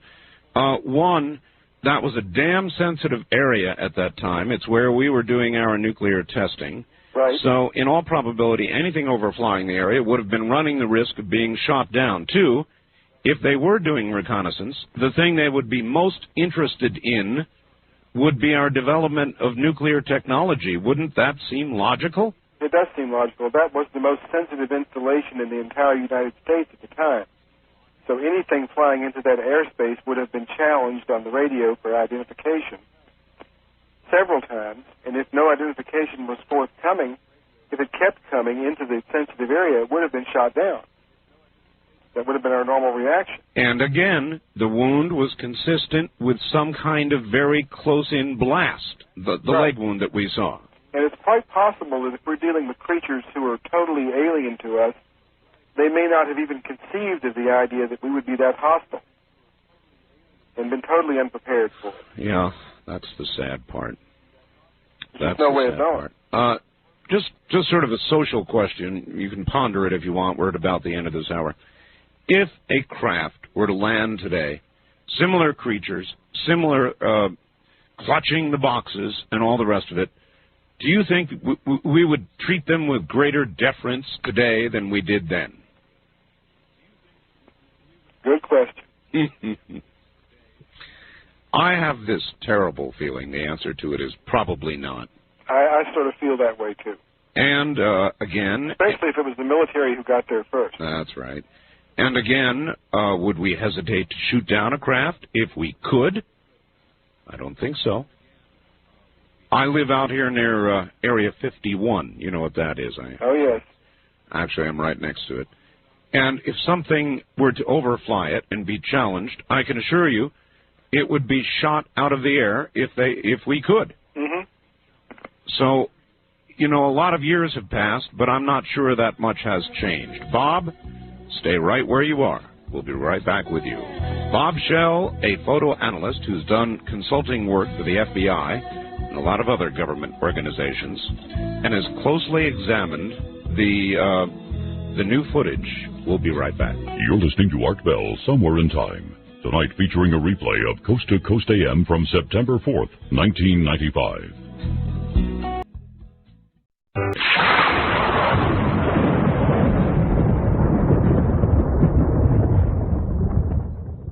Back now to Bob Shell in Washington, D.C. Bob, first of all, thank you for hanging in there. This is such important stuff. I know it's after 4 o'clock. 4 o'clock in the morning back there, I guess. Oh, I didn't need any sleep anyway. Bob, in the Fox presentation, both the first and now the second, anytime they took a full-body picture of the purported alien, they put in this little digital scratch-out where the genitalia would have been. You've obviously studied the film that does not have that. Oh, yes. Why, first of all, is it necessary that Fox did that? If they had shown it, would it been, what would we have seen? Would it have been female genitalia or what? I have no earthly idea why Fox felt compelled to do that. None of the other television broadcasters anywhere else in the world scrambled the genitals. And what have you, if you've analyzed any portion that showed that, have you been able to discern anything there, or is it just a dark? No, there's nothing there that I think would have offended anyone. I can't imagine. What's there is what looks like a prepubescent human female's genitals, basically just a slit. That's it, huh? Yeah. All right, then this. Dear Art, it has been suggested that if there are genitalia, they are female. It's been suggested that one of the masses taken from her abdomen may have been a amniotic sac. The body looked pregnant to me. I'm confused that no one else has suggested pregnancy. The creature appears female only superficially. I don't believe that it has any sex at all. As far as the idea of pregnancy, none of the pathologists who have looked at the footage have thought that they saw any signs of anything resembling pregnancy. Hmm. The puffed up abdomen is apparently just post-mortem bloating. Okay. You saw or you've talked to people who have seen the first autopsy, the one nobody else has seen. Right. Were they bloated in a similar way? Because you no. said... The answer is no? No. Oh, my. That one has a flat abdomen. And you were saying that there was actually, or appeared to be, a bandage being put on one of them, indicating obviously, you don't put, as I said, you don't put a bandage on a cadaver. Well, that's the interpretation some people have made of the film. Mm-hmm. It's not my personal interpretation. I really don't know what they're doing. They're doing something to the side of the creature. All right, the phone lines are burning up, so let's try it again. East of the Rockies, you're on the air with Bob Shell. Can I cut my radio down like this? Yeah, cut it down. Turn it off, actually, please. And then tell us from where you are calling. Hello? Where are you calling from?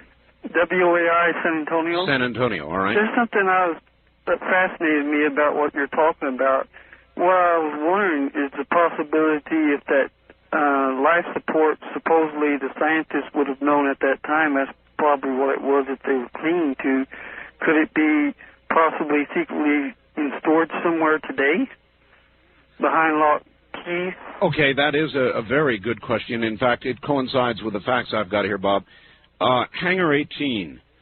Do you or your guest know? Oh, I've heard about Hangar 18. I was given to understand the ship, or a ship, is at Hangar 18, or was, and is intact, Don in Wilmington, North Carolina.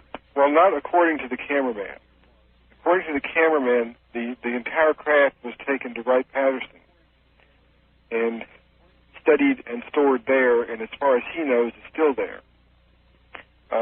He has not commented about Hangar 18 and possibly has no personal knowledge of this part of the thing, this whole mythology that's been built up later on. All right, I always thought it was mythology, Bob, but I've got a tape of Mike Murphy at KCMO in Kansas City, who interviewed Barry Goldwater. And in Barry Goldwater's voice, and I've played it several times in the last week, Barry Goldwater says he asked Kurt LeMay about Wright-Patterson Air Force Base, General LeMay. General LeMay replied to him in four-letter words that nobody can repeat and said, "Don't you dare ever ask me about this again, ever." Mm-hmm. To me, that lends quite a bit of credit. I always thought that was some sort of urban legend, but I've got it in Goldwater's words.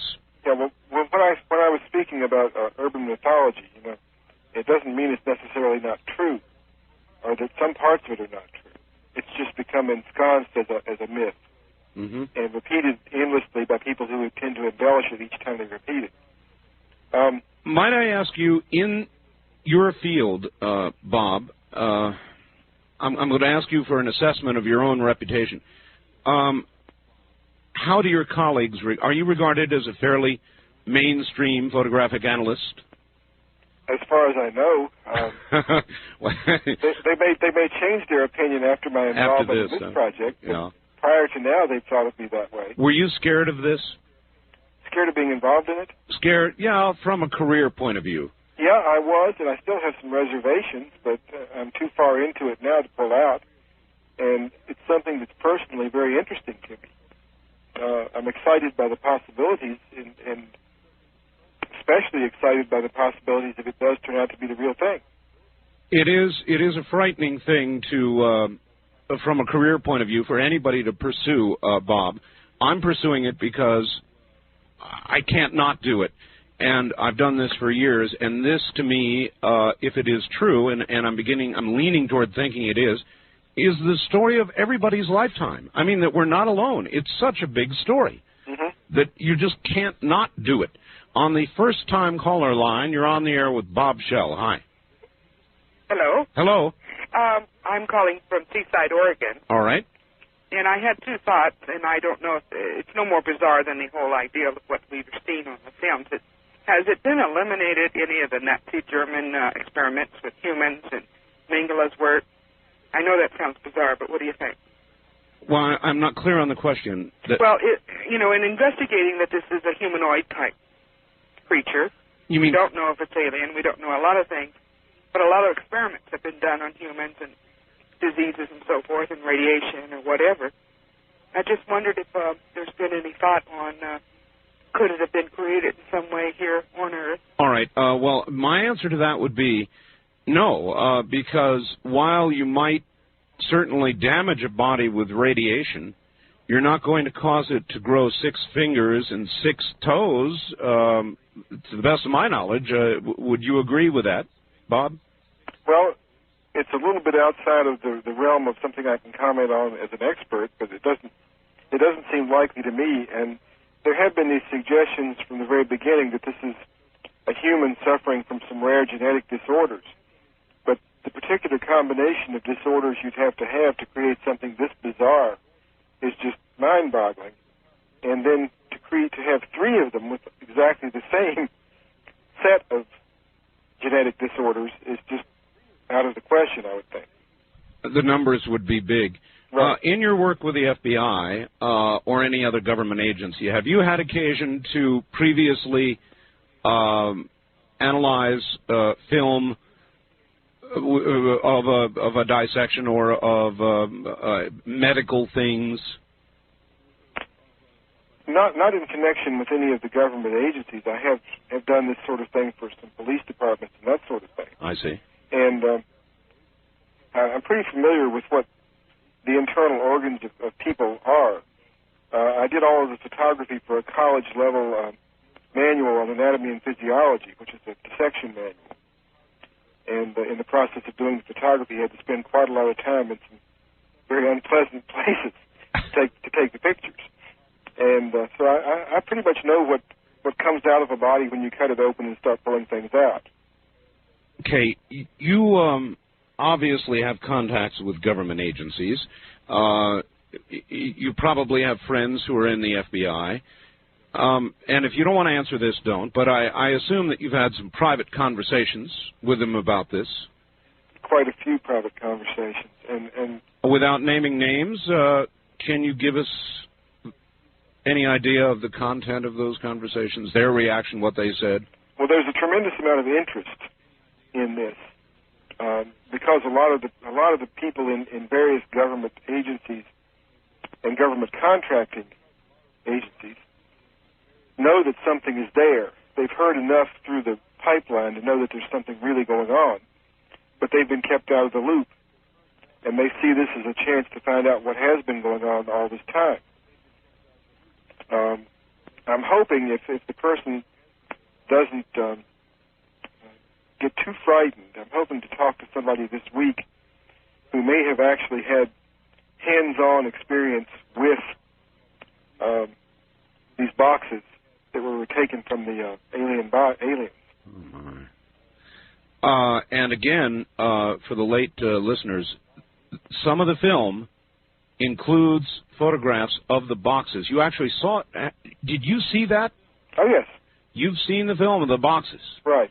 And boxes is a bad term. What can you describe what you saw? What they are is they look like they're about 2.5 feet long, about 1.5 feet in depth, and maybe 2.5 inches in thickness.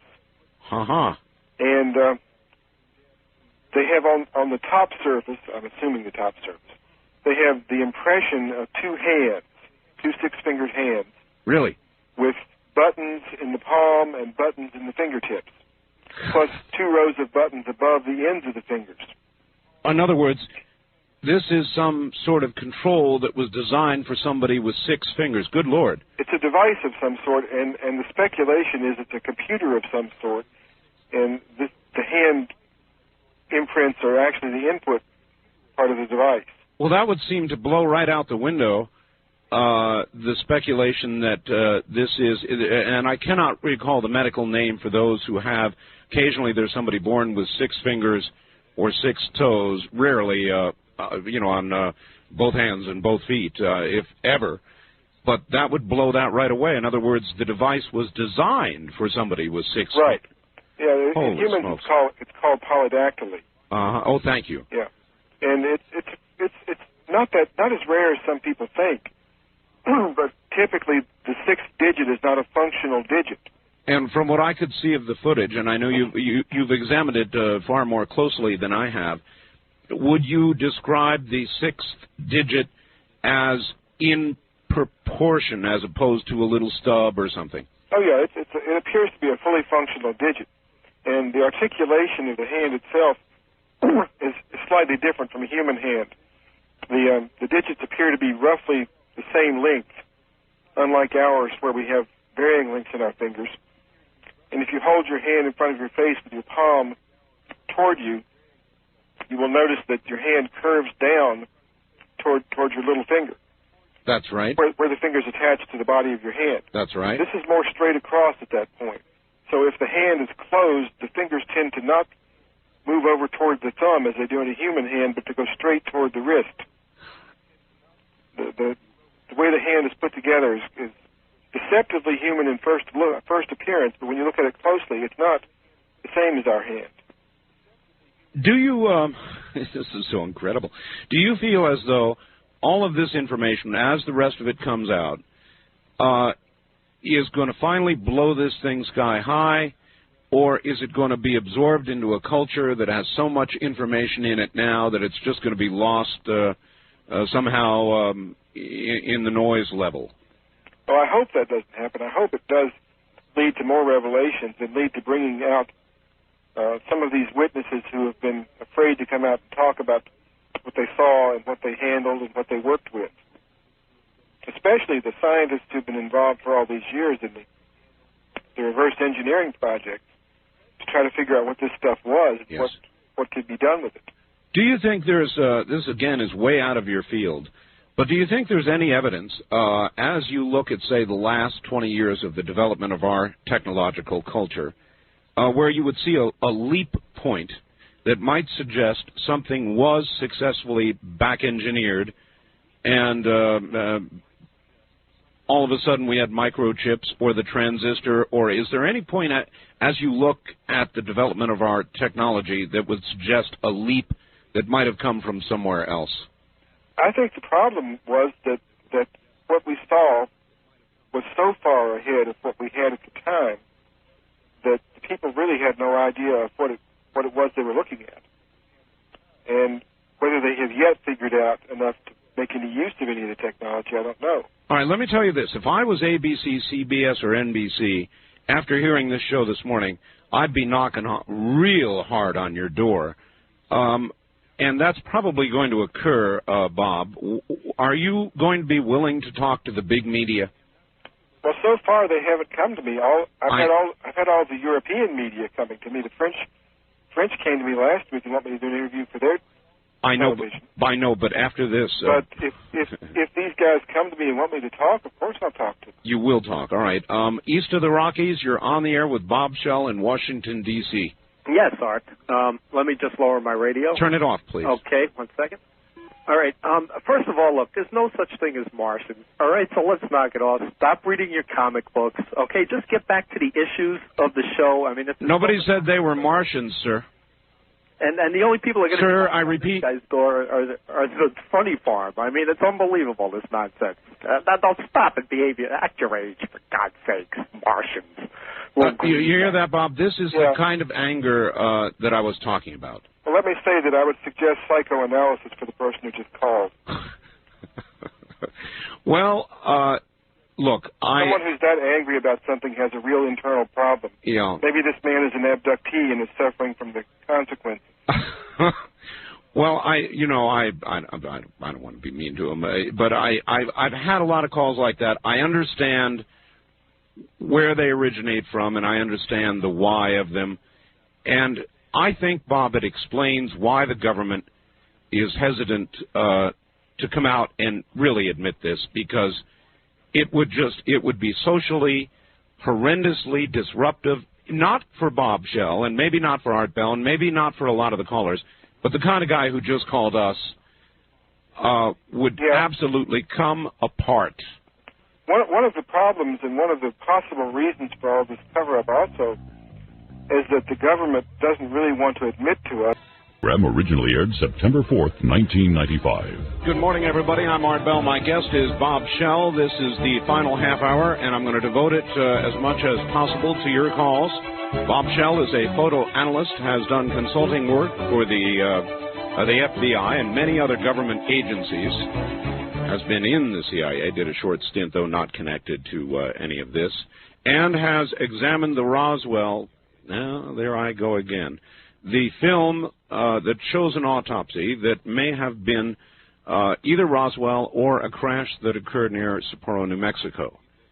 Now, with regard to the last very angry caller, I've got a pretty good answer, I think, that comes from Grants Pass, Oregon, and we'll get to that in just a second. Right now, let me take care of business, and then we'll fly through the final half hour of what has been 3 hours of very highly packed information about what I consider to be a darn important topic. We'll be right back.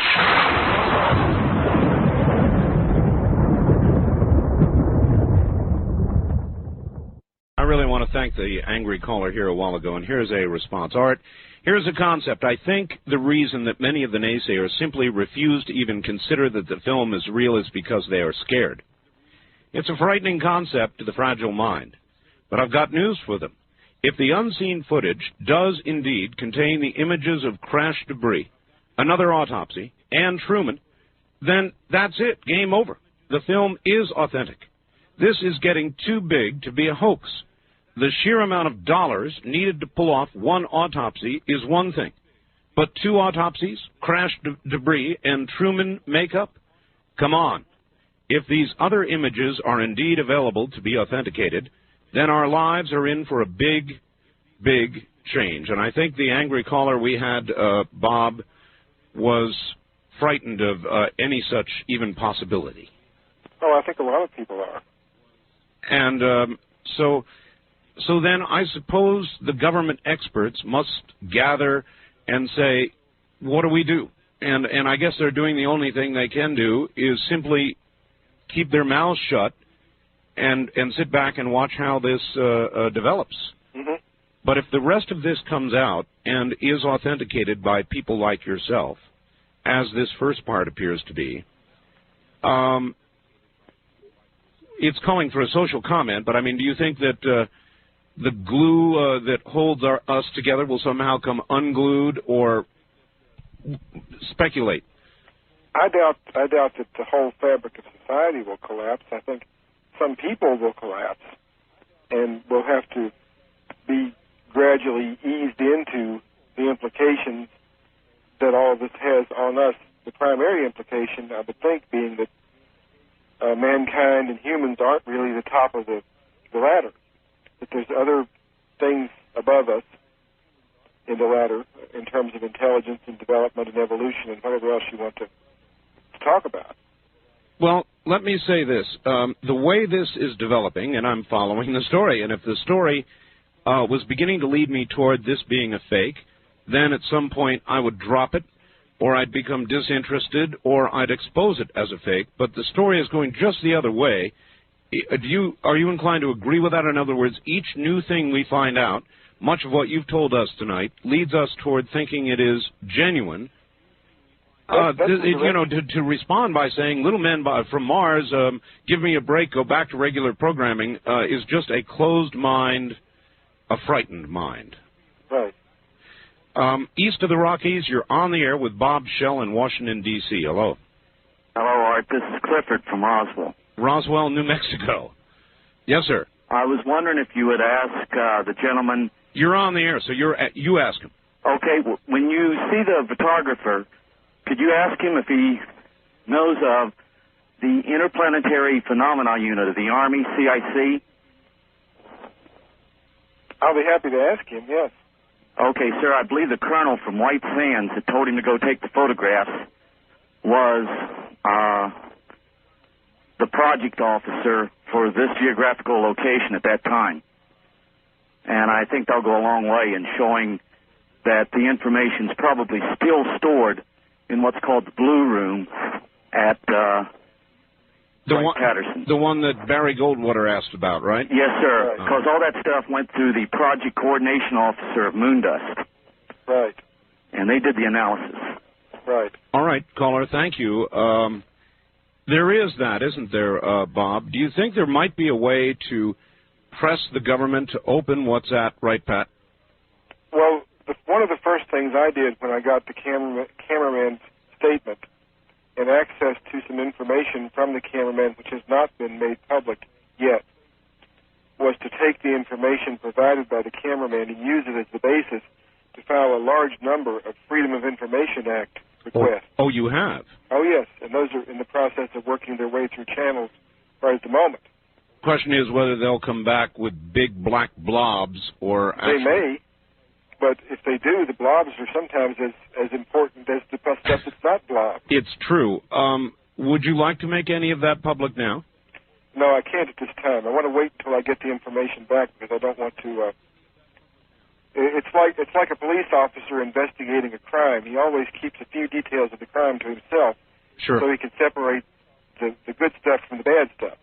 Can you tell us whether this information that you got from the cameraman tends to add credibility to the story or detract from it? Neither one. It's just details of. Well, I guess you'd say it does add some credibility because it's details of names of people who were involved in the operation and that sort of stuff, which can be used to ask for their ask for their personal diaries for the dates in question and see where it says they were, their appointment books, that sort of stuff. You know. Clearly, this whole story is now beginning to move toward more credibility, I think, because the trails are proving true trails. West of the Rockies, you're on the air with Bob Shell. Hi. Hi. Where are you? I'm in Big Lake, Alaska. Big Lake, Alaska. Okay. Yeah. Well, you know what? What? I was just wondering what you thought about the possibility that this thing could turn out to be like a 90-day wonder. I mean, I thought the fall of communism as we knew it was fairly earth-shattering, but a lot of the people I knew just didn't think it was that big a deal. No, it's a pretty good question, Bob, whether this will be a big 90-day wonder and we're all excited about it and then in 90 days it will just fade and go away. Well, I suspect that the average person, you know, who gets up in the morning and eats breakfast and goes to work and does their job and comes home at the end of the day is not going to be directly affected that much by it. They're still going to go to the same job and still do the same thing and all the rest of that. So in terms of the basic structure of society, I don't think it's going to change it radically, but the emotional aspect of society may change quite a bit. Mm. And that's something we can't even guess at the implications of at this point. Now, on the wild card line, you're on the air with Bob Shell in Washington, D.C. Hello. Hello. Wonderful interview. You're doing great with the questions. Thank you. Where are you, ma'am? I'm the blind lady from San Antonio that requested that someone describe the body. And yes. I was a photographer when I went blind. I'm fascinated with your guest. My question really doesn't have anything to do with photography, but since he's had such a opportunity to study the film, has he been able to see if anything about the eyes before they started peeling away anything? Could he determine what they look like under the lid? All right. Good question. Thank you. First of all, with regard to what they peeled away, any comments on that, Bob? It's difficult to see, but they obviously pulled some black. It has kind of a biological feel to it because it's sort of, I don't want to say jelly-like, but jelly-like. That's the best I can do. It's a flexible, thin film of some sort. Exactly. There's two possibilities there. The one possibility someone has suggested is this is something that our people put on the eyes to keep them from drying out prior to the autopsy.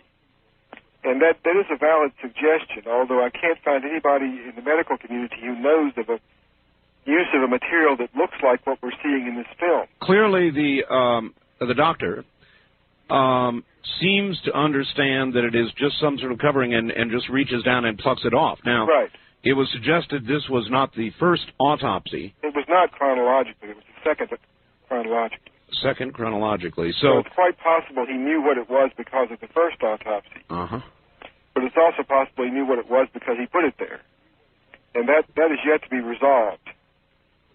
All right. East of the Rockies, you're on the air with Bob Shell in Washington, D.C. Hi, where are you, please? I'm from Houston. Houston, go ahead. Yeah, I watched the movie, too, and I think it is real. And I think the government could do something like that. It's getting to be where I'm starting to believe just about anything nowadays. It is true. Thank you. The government seems to be, nothing seems to be beyond the possibility with regard to our government, and you work in the government and with the government, and I guess you affirm that, don't you, Bob? Oh, yeah, I wouldn't be surprised at anything. West of the Rockies, you're on the air with Bob Shell. Hi. Hi. Considering that the way that some of these visitors were sort of smacked around with rifle butts, I think we're kind of fortunate that their friends didn't come back and try to stage some sort of a rescue mission like we did with Scott O'Grady. I really would like to see some more information come out about these boxes and these laptops. They certainly sounded like laptops to me, and it would sure be nice if some of that technology could be brought into the computer world. Well, how do you know it hasn't? Exactly. One thing, as I was watching the film last night, it did seem kind of, it was a little bit hard to follow the flow of it because there was a lot of editing and all like that. But I did notice that the color, or at least the grayscale of the skin, seemed to change. It was sort of a whitish gray in the beginning, and towards the end, the face anyway seemed to be very much darker than that. And it sort of seemed to me that if this was a hoax, that was a real thoughtful touch. It just lent a whole lot more credibility to the whole thing. Caller, where are you? Culver City, California. All right, good. Thank you very much. Did you also notice that, Bob? What that is what I mentioned earlier, the density variation in the film because it was hand processed. You have seen something we have not seen. You have seen the uninterrupted version. Now, Fox, of course, cut it up and made it dramatic and did interviews and sort of pieced it out, and a lot of people have complained about that. When you see the film in an uninterrupted version, as you have seen it, does it add credibility or detract credibility? Did Fox take things out that might make people say, gee, what a fake? Or when you see the whole film, are you more impressed? I think you're more impressed, although watching the whole autopsy several times, after a while it gets quite boring. Because it is an 18-minute sequence. I understand. Out of about an hour and 40-minute actual real-time autopsy. Mm-hmm. So we know the actual time by the clock on the wall, which is visible on and off throughout the film. That's right. So you can time the how long it really took. No, I was just wondering, though, if for the first time you were exposed to the entire autopsy instead of sort of the cut-up segments with the interviews with Stan Winston, very impressive, and all the rest of it, very well done, for drama. A lot of people have called and complained about the way Fox did it, and I wonder if they had seen the film without interruption, whether they would have been more impressed, less impressed, or...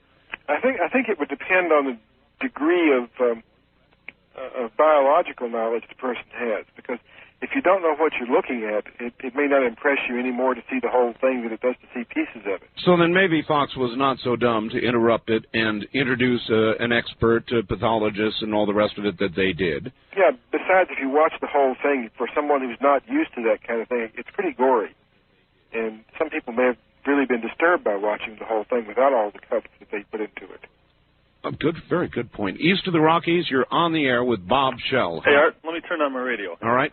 Turn it off, actually. How you doing? Good. I'm not an angry caller like that one person that called up. I'm a little skeptical. Why the big stations, 5 or 7, how come they haven't had them on?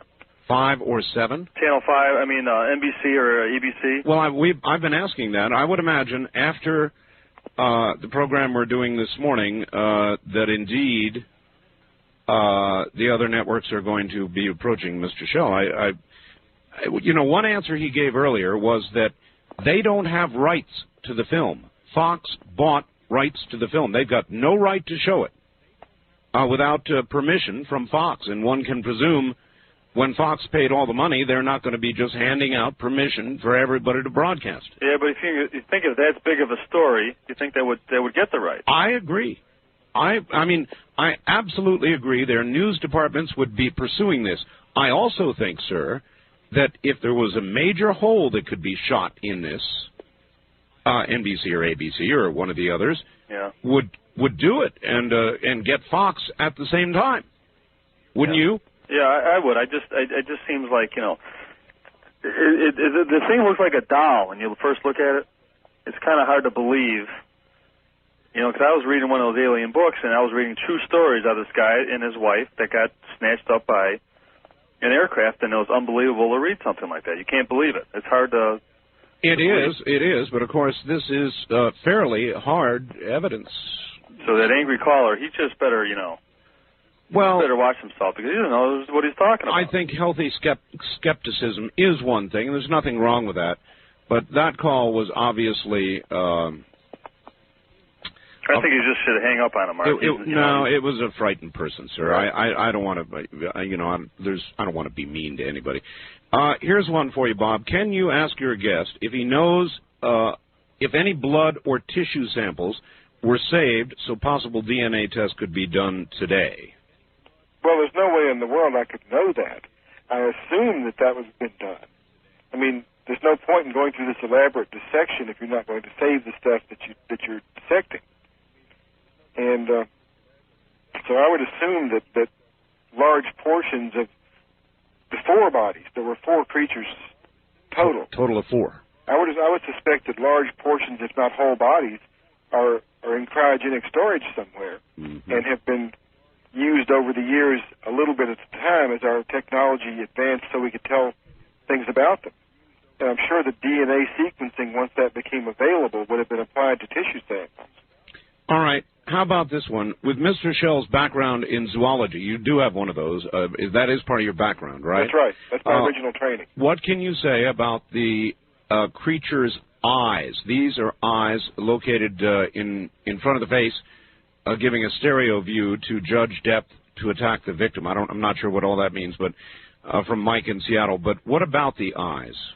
Well, he's right that hunters evolve stereoscopic vision and prey don't.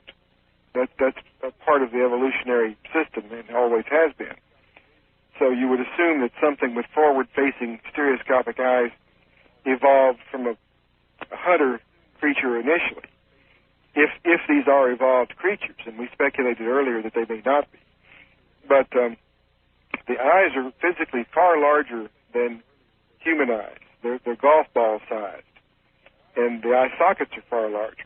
You're able to make those determinations by measurements of the size of other relevant things in the room, the other human beings, and so forth. And by superimposing a human skull over the skull of this creature to see that the proportions are quite different, and the eye sockets are proportionally much larger. Now, the implication of that would probably be that these are creatures that, if they are evolutionary development, evolved somewhere with dimmer light than we have.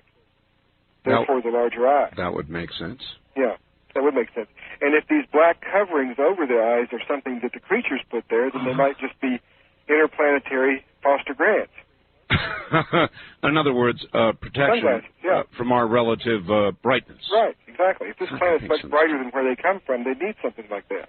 All right, look, this is a fast developing breaking story, and it sounds as though in the next few weeks and months you're going to have a lot of new information, Bob. Oh, yes. May I depend on bringing you back on again when that happens? Oh, sure. Be happy to. In the meantime, you're not hawking any books or selling any videotapes, are you? I'm not selling anything except my consulting services. Well, you are indeed a very brave man to come on till 5 o'clock in the morning with me, which it is coming up on now, where you are in Washington, D.C. Bob Shell, it has been a pleasure. I'm happy to be here. Truly a pleasure, and thank you very much. You're welcome. Have a good morning. All right.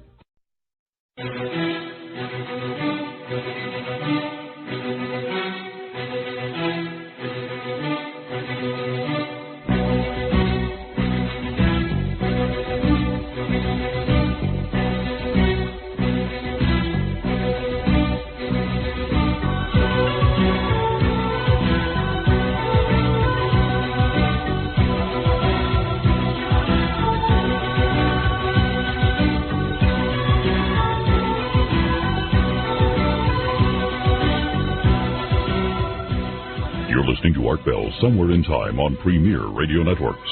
Tonight, an encore presentation of Coast to Coast AM from September 4th, 1995. Good morning, everybody, and welcome.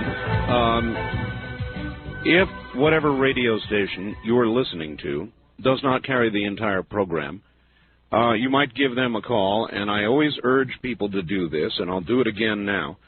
When you do, please be polite. We have a lot of very, what's the right word? Loyal fans of the program, and they get exorcised greatly many times when they call radio stations. So please be nice if you do call, and I do urge you to call and ask them to carry more of the program. But by all means, be polite when you do so. Seem to be a reasonable person when you call. All right, I'm going to run through some of the rest of the news. This hurricane sounds awful. I'm not sure if at this hour we're still on, but I am hereby opening my first-time caller line to anybody in the Caribbean.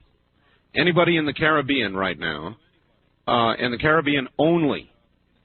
The U.S. Virgin Island chain, which appears to be directly in the way of this very, very large and dangerous hurricane bearing down on them. I wish I could have done this earlier, and you can certainly depend that I'll be doing it tomorrow. Unfortunately, by tomorrow there may be no communication, short of shortwave out of the islands. So if you're in the U.S. Virgin Islands, anywhere in the Caribbean, please call me now at area code 702-727-1222. Everybody else, lay off, please. Caribbean only at area code 702-727-1222. Again, the Caribbean only at 702-727-1222.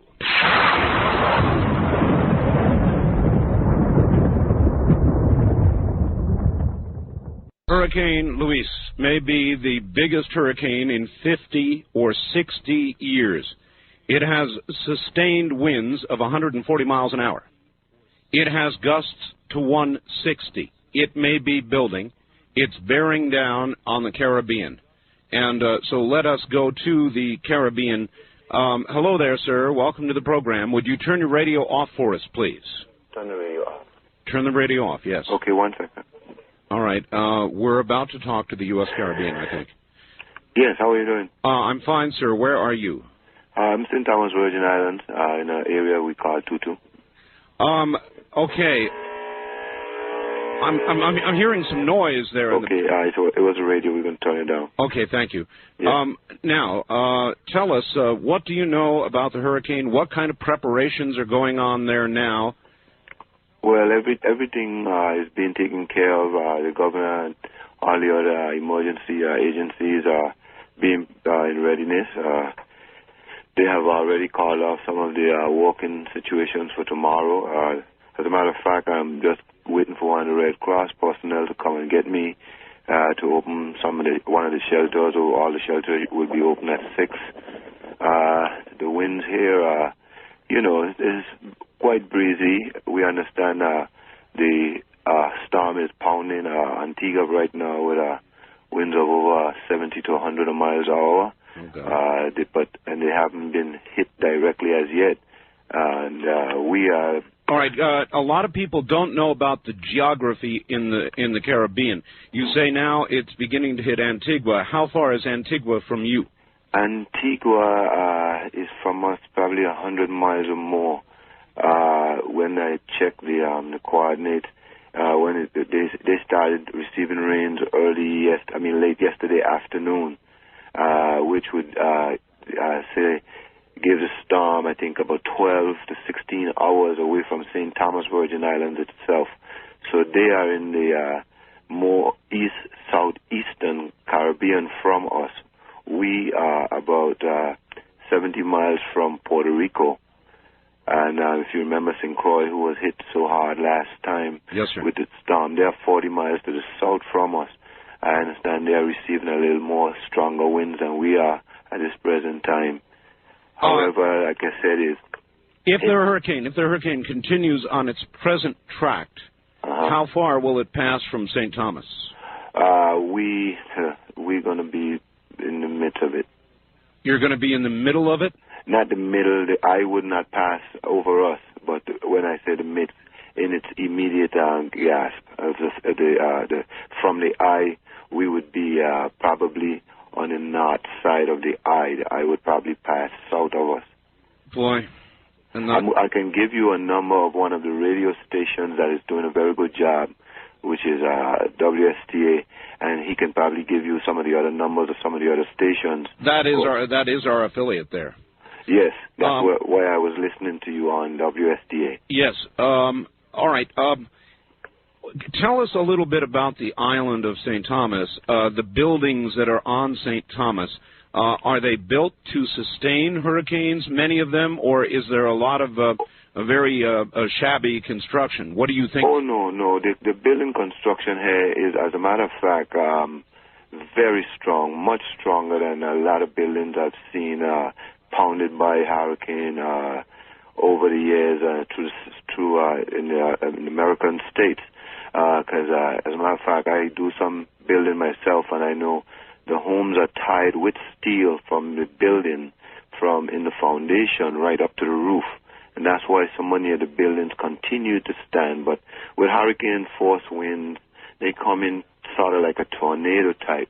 And there's nothing you really can do. It will rip your roof off. It would tear the trees down. It would push the telephone poles or electrical poles down on your home. And there's really nothing you can do about that. So what they do is just ask most people to stay indoors. There are shelters. There are some people who live in, like trailer homes. They get pounded the most.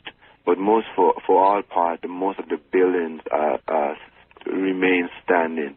But because we use galvanized on the roof, the hurricane sometimes just tear them off.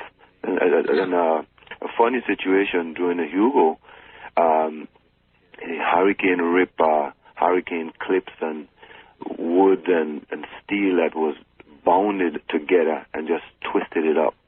And really there's nothing you really can do, just stay low. Even with good construction, are there a lot of people now trying to get out of the Caribbean? Well, American Airlines is sending a flight direct to Miami this morning, as they announced. They stopped flights. Some people have stopped flights. A lot of people. I haven't been to the airport. It's not a helter-skelter. People are preparing, but the airlines are promising a flight to Kennedy and a flight to a Miami airport in the morning. American is one of the biggest airlines we have in here. I think we have a couple others. But all in all, like I said, most of the people are calm. They're indoors. Most people went shopping yesterday. Most of the stores were open yesterday, even though it was Labor Day. And I would like to commend all the people who came out to work yesterday so we could get gas and oil. And I would imagine now a lot of people are boarding up windows, that kind of thing. Yes, definitely. As a matter of fact, most of the people have already boarded up. There's still a lot of people who haven't done much yet because, some can't do much for themselves. There's a lot of ladies and, the National Guard and the Red Cross and so on will be going around helping people out, evacuating people who will have to be evacuated. So, some of the people haven't experienced it, and so they kind of don't know what to do, but the information coming on the radio is telling you exactly what to do. I think the Weather Channel is also giving some good information as to what to put in your pockets if you have to leave, such as your money, your credit cards or whatever. Sure. So that you can, go to a shelter if you have to leave because... I could swear I'm listening to you. I could almost hear the wind. Oh, yes. And I'm indoors. And you're indoors? I'm indoors, that's right. The winds are blowing from the north at this present time, northeast. And it's a present breeze compared to the heat we've been feeling. A lot of times we say everybody was saying it's so hot, something's going to happen. Listen, my friend, I've got to go. What is your first name, please? This is Roy. Roy? Yes. Roy, I really want to thank you for giving us an update like this. And all right. And the reason why I was up, I was sleeping and trying to get some sleep, and the Red Cross called, and I heard you said you were opening the lines. That's right. I just hung up the phone from the people at the Red Cross. They said they're going to come pick me up. So I said, let me call. At least if I can get through, I can probably let some of the people know. So in other words, the Red Cross is about to evacuate you. No, I'm going to be a shelter manager. A shelter manager? Yeah, and so I'm going to go down and get the briefing, and they will talk to me and tell me how to probably register people who would have to come to the shelter. And, if there are any other volunteers, we're short at some volunteers, because at this time most people are trying to help with their own families, Roy, I've got to go, but I want to thank you, and we will pray for you. Thank you so much. It works all the time. Take care. Thank you very much. I will continue to hold this line open for the Caribbean. That line is now open exclusively for the Caribbean. And I'll tell you, I've got a fax here. This came in at 8 p.m. Pacific time. Major breaking news at 8 o'clock this evening. KNXT AM radio reports meteorologists are identifying Luis, the present hurricane in the Caribbean, as being the strongest in 50 years. Apparently it is aimed at Puerto Rico and or the U.S. Virgin Island area. Also, please, an update on Montserrat. I don't have that right now. But this hurricane is a bad one. On my Caribbean line, you're on the air. Hello. Hello. Yes, hello. Yes. Turn your radio off for us, please. Yes, it's off. Okay. Right now we are feeling the wind. It's just minutes after 5. I haven't slept. I've been up all night from yesterday. Now, where are you? I live in Tutu. Tutu? Yeah, in St. Thomas, Virgin Islands. St. Thomas, all right. The wind is kind of heavy. It's blowing the trees. You could tell that the weather is coming. The last time I spoke to someone in Antigua, they say it was raining cats and dogs. What are you going to do? Are you going to stay in your home or leave? No, I'm going to stay here. I wasn't here for Hugo because my daughter born the day before Hugo. I wasn't here for Hugo. Oh, so I have to check. So you stayed in your home for Hugo? I was in a hospital for Hugo. A hospital. Yes, I got my baby the day before Hugo, so I have to stay for the whole week until the exam finish. So this is my first time really battling a one like this, and I'm kind of scared, but I can handle it. What are the latest reports? Is this hurricane building and getting stronger, do they say? Well, right now we're moving at 9 miles per hour, and they say that the eye is still coming toward us between St. Thomas, St. Croix, and Puerto Rico. They have a watch out right now, and it's the barrel millibars is right now at 94.2, so it's getting, the millibars are going back up. At last evening, it was like 938 millibars, so it got right back up. So they say the stronger the millibars, the higher the wind goes. So they think it is strengthening. Yeah. Well, we will all pray for you. Yes, you do. We like that. Please be safe. Yeah, you too. Thank you. Bye. Bye. It's going to be a rough hurricane season, folks. Very rough. West of the Rockies, you're on the air. Hello. Hello, Art Bell. Yes. I'm Diana from Santa Rosa. Hi, Diana. And I thank you for bringing the world together. I'm from the U.S. Virgin Islands, from St. Thomas. Oh, you are? And I was living in St. Thomas when Hurricane Hugo went by, and I'm sure glad I'm not there now, except I do have a lot of family there. So my mother was removed from her home, and not because she had to be, but my brother wanted her to be with him, and so I spoke to him about 11:30 last night, I guess. Yes. And he said the winds were beginning to pick up, and right. if it's going to be more dangerous than Hurricane Hugo, they're in for killing. I know. Yeah, because Hurricane Hugo was pretty bad. Well, we are very, very fortunate to be able to bring the world together, as you put it. Oh, you sure did. That was real, and it was so strange. I heard you at 11 o'clock say you were going to be talking to the Virgin Islands, and I fell asleep, and I just happened to wake up just before the first guy called. I kept my radio on, and it must have been the vibrations came through to me, and I just woke up when that first gentleman called by the name of Roy. And it was interesting to listen to them, but pretty spooky for them.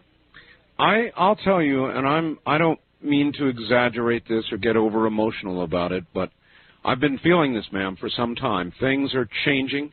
The weather patterns are changing. The storms are going to be a lot worse this year, and this, I'm sorry to say, is the first really serious example of it. But oh, you're not kidding, because, like, my mother, for instance, is 79 years old, and, talking to her a couple of days, or about a day and a half ago, she said that never in her life has she known so many hurricanes to be coming off of Africa like they're coming this year, and they're just one right after the other. I know. Yeah. It's something that it's part of what I call the quickening. Yes, I know. I listen to you on a regular basis. So I agree with you. It's in the pattern of the quickening. Well, I feel for you. Are you going to keep calling for as long as you can? And oh, yeah. Last night when I was calling my brother, I called for about 2.5 hours before I got through, because the line would ring once and then it would say all circuits were busy. Yes, I bet. And so I couldn't get through, so I finally got through when it was... when it begins to get like that, it's really strange. All circuits are busy going from here to there, but they can still manage to get out from there to here. Exactly. And I remember, I'm telling you, when Hurricane Hugo came by, it's a very strange feeling to be on a little island and be totally isolated. Because we didn't have, at our house where I was living, we didn't have electricity for almost 3 months after that. So we never got to see TV or anything. And it was very hard living, after that, because, you just totally cut off from the world, and it's a very strange feeling. And WSDA stayed right on the air as long as they could, and everybody that had, battery-operated radios, that was the only kind of communication to find out what was happening. That's what right. Well, thank you very much. You're very welcome. You have a good morning, and that's why I keep preaching to people about battery-operated radios. You don't realize what you need until you need it, and then, of course, generally by then it's too late. But you need to have, I don't care where you are, Midwest, East Coast, hurricane country, earthquake country, you should have some kind of battery-operated radio. You need to have the minimal survival items around the house, water, a portable water. You need to have some sort of emergency medical kit. This is not a guy in fatigues preaching to you about some great war that's coming. It's just that times are changing, and things are quickening, and prudent steps make sense. So take my advice and get yourself a decent radio, decent flashlight, decent emergency power. Do what you can do as you can do it. Be prepared. The old Boy Scout thing. On my Caribbean line, you're on the air. Good morning. Good morning. This is WSDA calling from St. Thomas, Virgin Islands. Yes, good morning, sir. Welcome. Could you let me put you on hold while I let you speak to, oh, wow. Are you actually at WSTA? Yes. Could you hold a minute? Let me transfer you to our news director. I can hold. Yes, please. Wow, what a rare opportunity. We're going to be speaking with the news director of WSTA in St. Thomas. Hello there. Yes, hello. Hi. Hi, this is Lee Carl. I'm the news director of WSTA Radio. Hi, okay? Lee. Stand by. Let me get you up on the regular line. Line 2. All right. Bring me up on that line. Hello. Yes, hello. Are you able to hear me? Hello? Okay, it looks like that line is not going to work. Yes, can you hear me? I hear you just fine. Okay. Stand by one. If you'll hold on just a second.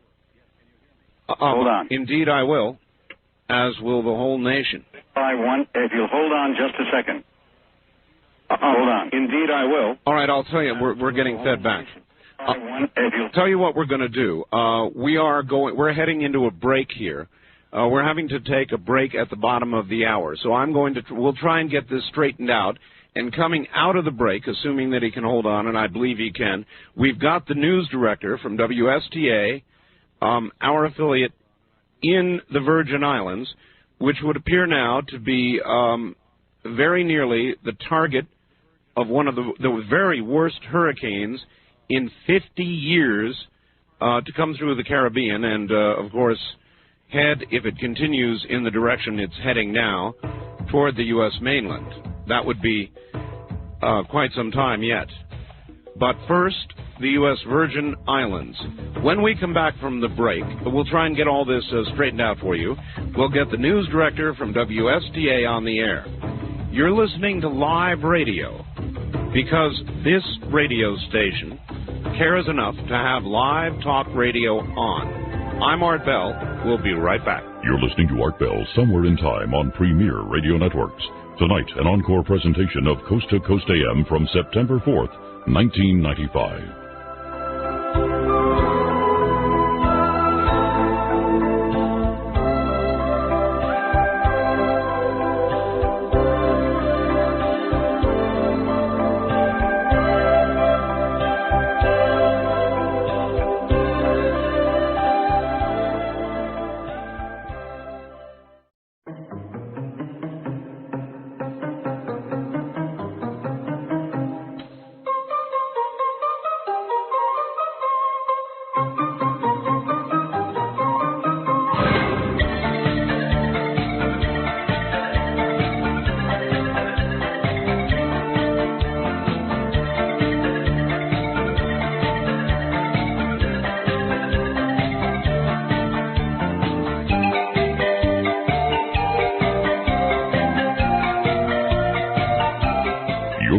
Art Bell Somewhere in Time.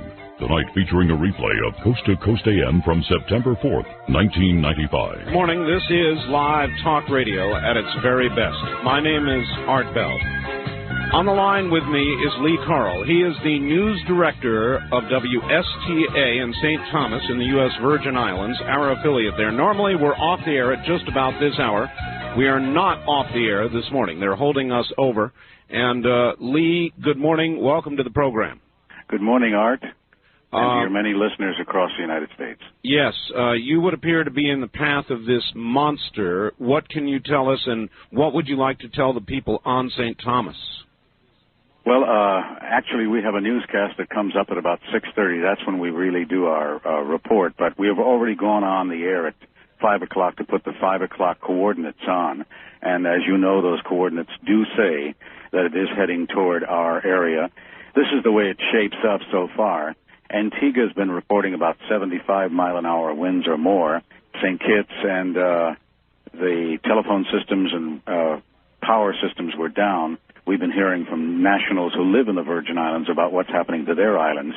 And, of course, we are expecting now winds just begin to pick up in St. Croix. St. Croix is to the south of us, 40 miles, and those same winds will, about 140 knots, will move this way.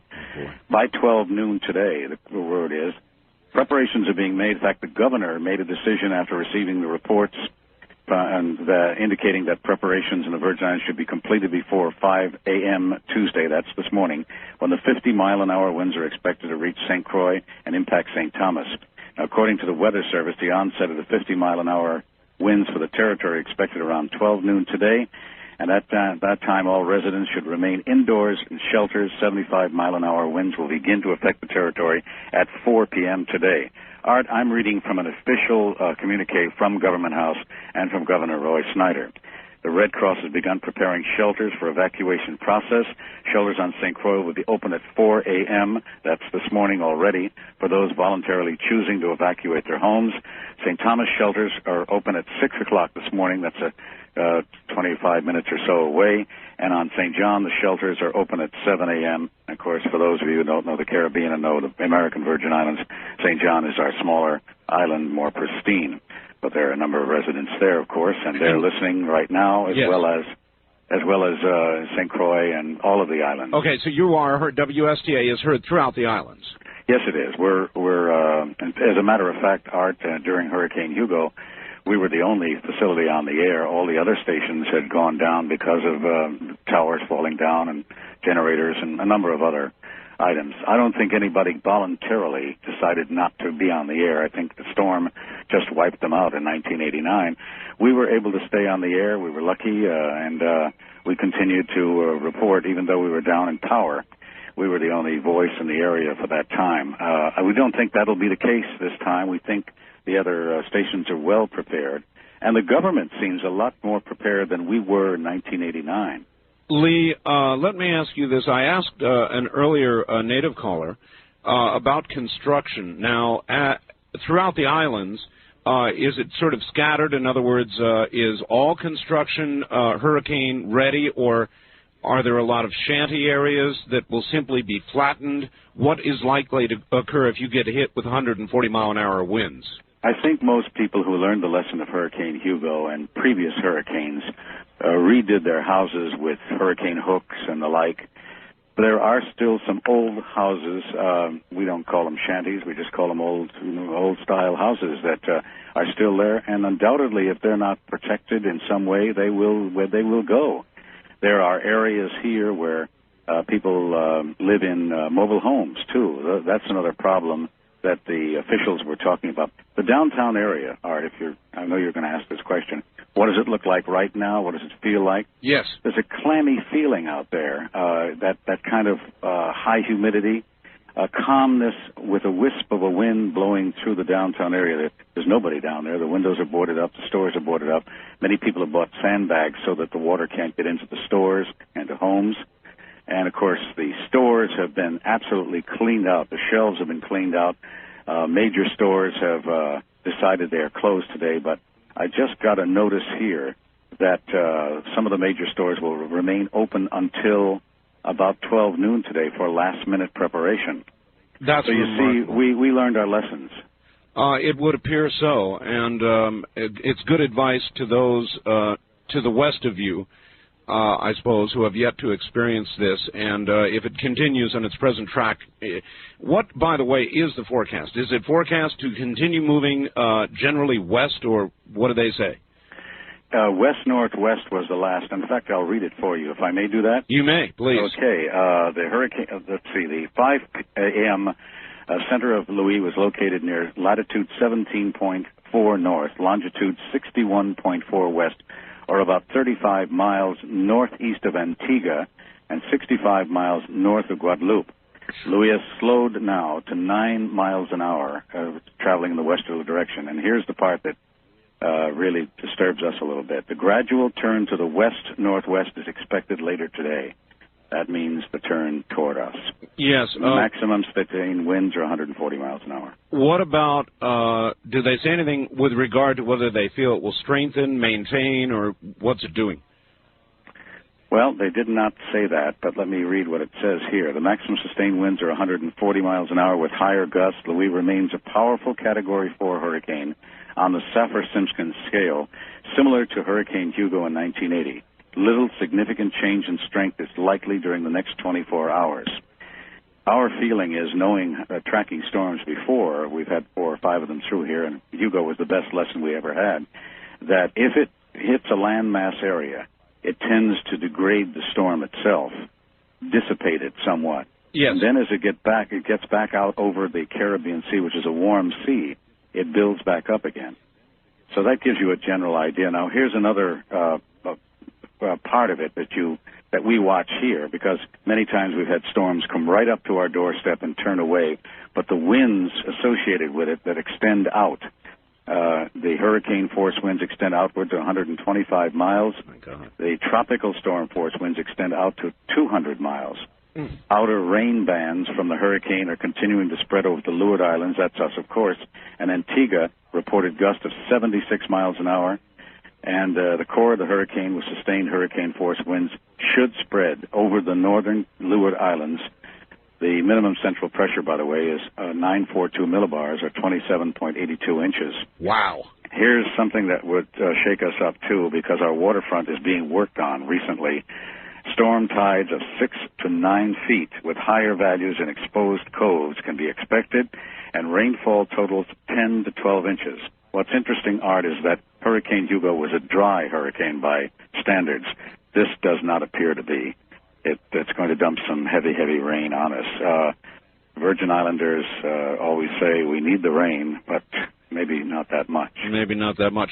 What about the terrain on the islands if you get that much? For example, how high above sea level does the island rise? Well, I'm going to use the figure here. I'm sure some purists will correct me, but it's 1,585 feet above sea level is the highest point. That's mountaintop. And the water comes down through those areas that have been kind of set aside so that it takes it down to the sea. And in the old days, the water would run off, but remember, there's been a lot of construction. Things have changed, so some flooding does take place and some erosion. But for the most part, people who build homes on the side of the hills have taken that into consideration. And by and large, those homes have remained pretty solid. But anybody obviously in a mobile home or a flimsy structure had better get to a shelter. I think that's what the government is saying. Governor Snyder and the rest of the people of IPEMA are telling people. For instance, I have a directive here. Commissioner of the Department of Property and Procurement, Alvin Davis, directs all drivers of special education vehicles to report to the department's motor pool on St. Thomas and St. Croix. Department of Public Works on St. John immediately. Education food service workers are asked to report to work. And a long list of items of that nature so that those people would be available. We have a long list, too, of shelters that are available. Most of them are in schools, some large school complexes, such as St. Anne's Church and Assembly of God, Niski Moravian, Charlotte Amalia High School, in St. Croix, Central High School, and a number of locations there, too, are, of course, set aside for these shelters. Lee, I know that you're not an expert on this, but we've all been watching the Caribbean and the Atlantic very carefully, and I have never in my life seen such a lineup of storms. Is it reasonable to suggest that the weather seems to be getting more severe? I think you're right, and there's been a lot of speculation here by storm experts and in Miami that the change in the desert in Africa has contributed to that. There's been a change in the overall global warming, if you may use that, and that has changed the picture. We can remember in the early days we'd get a tropical depression storm, and all of a sudden it would be gone, and that was it. In fact, interestingly enough, here in the Virgin Islands, we have a Hurricane Thanksgiving Day at the end of the season, and a day before that, at the beginning of the season, to pray that a hurricane will not hit us. And Supplication Day. We will all be praying for you, and I mean that, and I want to thank you, and I suppose there's a high probability of communications going down rather rapidly as it closes in on you. I would think, though, Art, I want to just say this, that that may have happened before. I think the lessons we learned in Hugo have shored up a lot of those areas. So when I said communications going down, I meant telephone communications, and lines probably will go down. Well, the governor assured us that he has satellite communication telephones. You know, those little ones that he'll be able to contact people in the States to let them know, Washington and the like. He's already indicated that he's talked to the FEMA people. In fact, have you got just a moment to hear the governor for a second? I do, absolutely. Go right ahead. Okay, let me do this. I would love to. This will be the governor of the U.S. Virgin Islands. See if this works. This is a statement the governor made earlier today. All right. And he had his people, and he was trying to make sure that everyone knew exactly what was happening. Let's see if we can get this on for you. All right. He had his people, and he was trying to make sure that everyone knew exactly what was happening. President reads, the Honorable William J. Clinton, President of the United States, the White House. Dear Mr. President, following the conversation with your Director of FEMA, Mr. James Lee Witt, and having received the most recent weather report at 11 a.m. Tuesday, September 4th, I am sending this letter in support of immediate response of an emergency declaration if Hurricane Luis hits the United States Virgin Islands. The force of the hurricane winds are more than 140 miles per hour. The tropical storm force winds extend outward 200 miles, which suggests a heavy blow on the islands if it continues on the same course. The Director of FEMA has assured me that the mobile emergency response team is on the alert, and he is preparing his agency for expeditious assistance to the territory. All agencies of our government, including our National Guard, is preparedness and carrying out their functions as per our emergency plan, waiting the arrival of the storm. On behalf of all of the people of the Virgin Islands, I wish to thank you in advance for your expeditious declaration of emergency with the appropriate assistance would be needed. Roy Schneider, Governor of the Virgin Islands. That was a letter the governor sent to President Clinton asking for the declaration of emergency and also telling the people of the Virgin Islands that his agencies were in place and that the storm itself, as it comes to us, we are prepared. Lee, I want to thank you for sharing this with all of America, and Godspeed to you. Thanks very much, Art. Take care, my friend. And we'll keep listening. Take care. We'll be right back.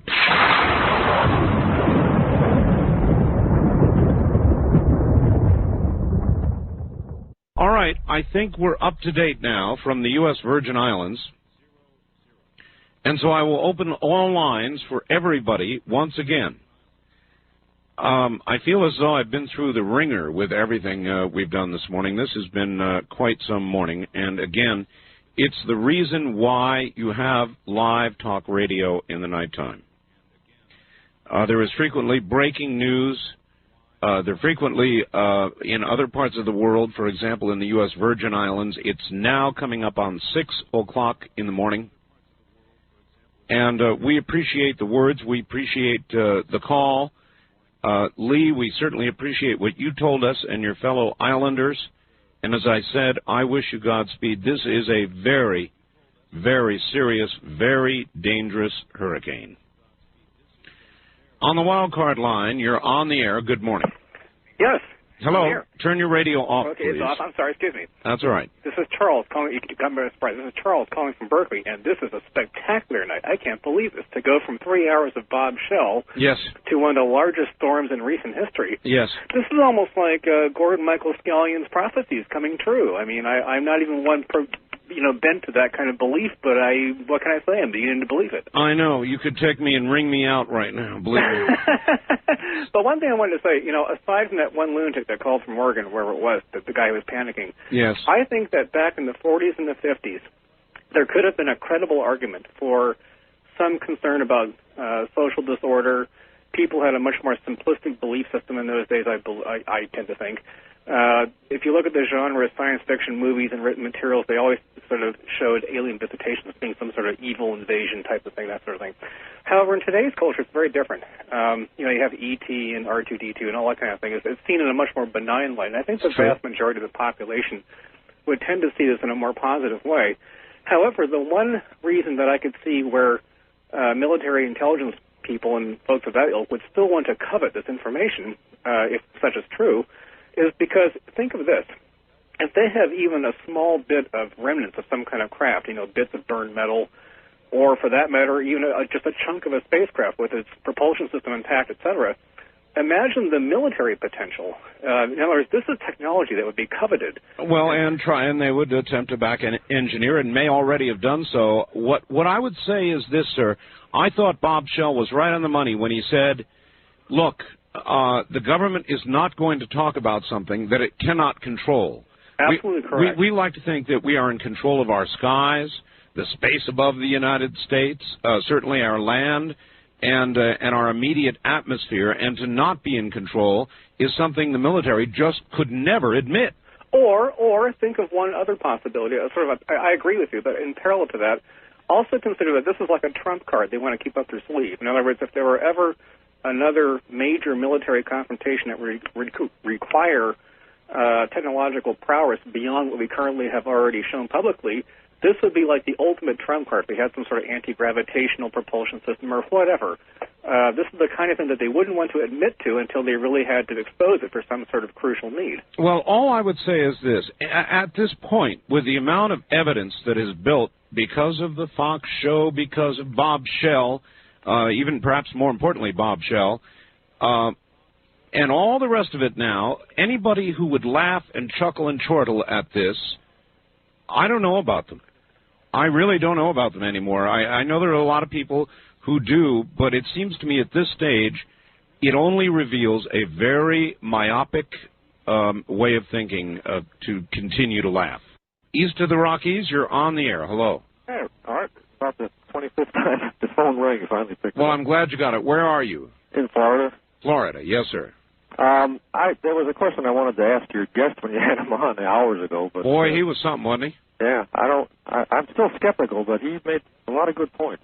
I think that what he had to say informationally went far beyond the Santilli revelation so far. See, what I wanted to ask him, maybe you would know, is if they ever show any footage of them actually dissecting the hands or the feet. Oh, would have been a good question. Because what I've seen on Fox so far, yes, really doesn't go past what they would do in a normal autopsy. You're correct. And you would have to imagine that they would have dissected literally everything. Right, exactly. I have something else too, Art. Sure. Where are you in Florida, by the way? In Cape Coral. All right. Okay, you're not on the air anymore here, but I'm getting you very faintly on the station. I don't even know where it's coming from. But I am a Christian, okay? But this stuff doesn't anger me at all or even threaten me in any way. Well, I don't think that this has anything to do with Jesus in any way. Well, then maybe you can tell me from your perspective